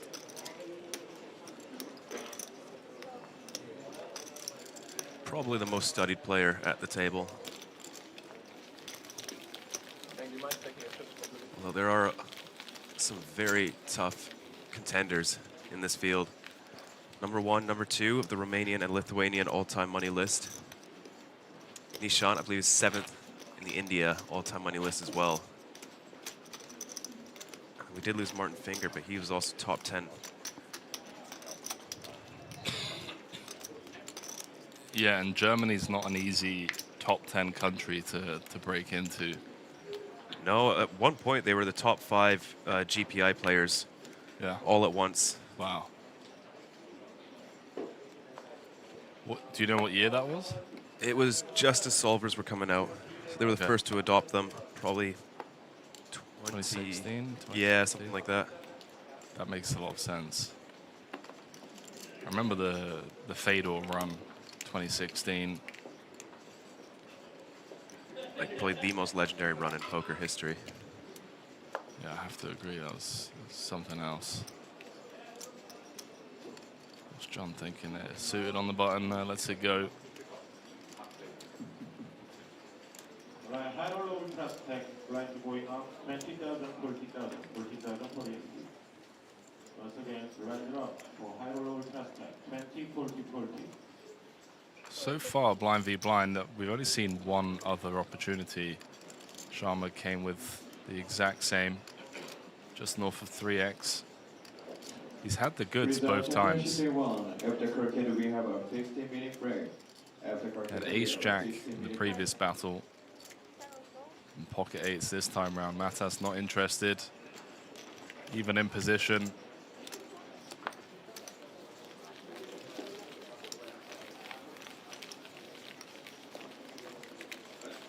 Are you familiar with Michael Adamo's run? I am. I think it's even sicker knowing how much of his own action he had. I don't know how much of it is public, but I know the 50K that he won at Poker Go, if I'm not mistaken, he had like, I could just be talking out my ass here, but I heard that he only had like 200K, 250K bankroll at the time. And then he just like, I don't know, just shows up aggressively, shot takes, wins that, then goes on to win the purple jacket and everything. Yeah. Again, you never really know, within these small circles how much is rumor and speculation, but I do know his appetite for risk is pretty sick as well. And I think there's a byproduct of his play style. Yeah, I'd have to agree. Yeah, it reflects in his play style, I should say. I did hear a cool small tidbit about him when he used to play cricket. He would come into the game every day and just know the stats of the entire other team. Oh, really? As he came in, yeah. He just must have a very unique memorization skill. 750. So essentially a jam. Matas committing just over half of his stack. Give himself just enough room to fold at the big blind, as well as the button go all in. Nice spot. Ball has to pick up 320K. Going up from 1.4, it's 25% jump.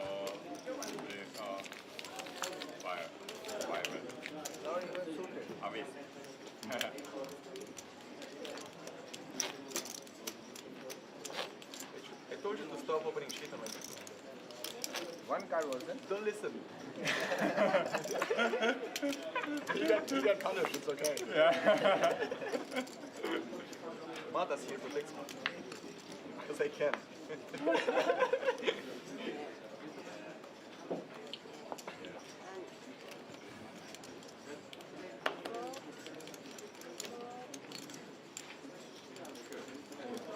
See if Ning Xiao wants to get involved with the fives.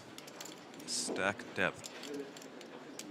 Probably should lean towards caution with a hand like this.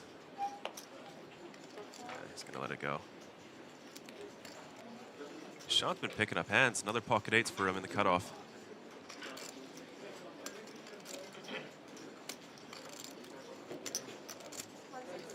Yeah, Vidal claimed that he was running hot.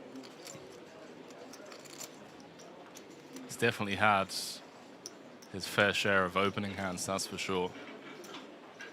Rather than those like marginal holdings. It's interesting, last time, and I don't want to make any accusations, last time we couldn't see Matis's whole cards. They hadn't been put on the RFID reader correctly. He had pocket queens. We can see that he has put them on correctly, by the way. But it is somewhat coincidental that it was queens last time, and now we see him 3-betting.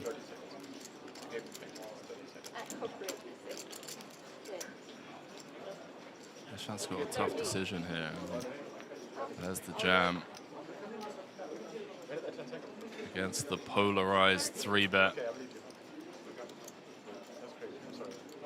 It kind of makes sense with pocket eights. You're pretty happy to fold up if you went just like ace-9 off. Nice one. Nice one. Asking for a count. Legally, you're correct. You can get a compliment. Looks like we won't know. Okay, okay, thank you. Back in the 8-figure club is Nishant Sharma. Nice to chip away at the legs of one of the short stacks at the table.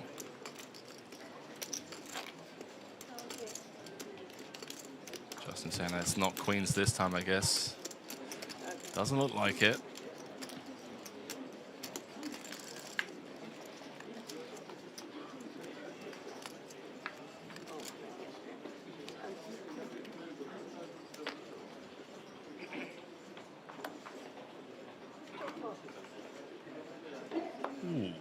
Okay, Blades making an appearance for the second time today.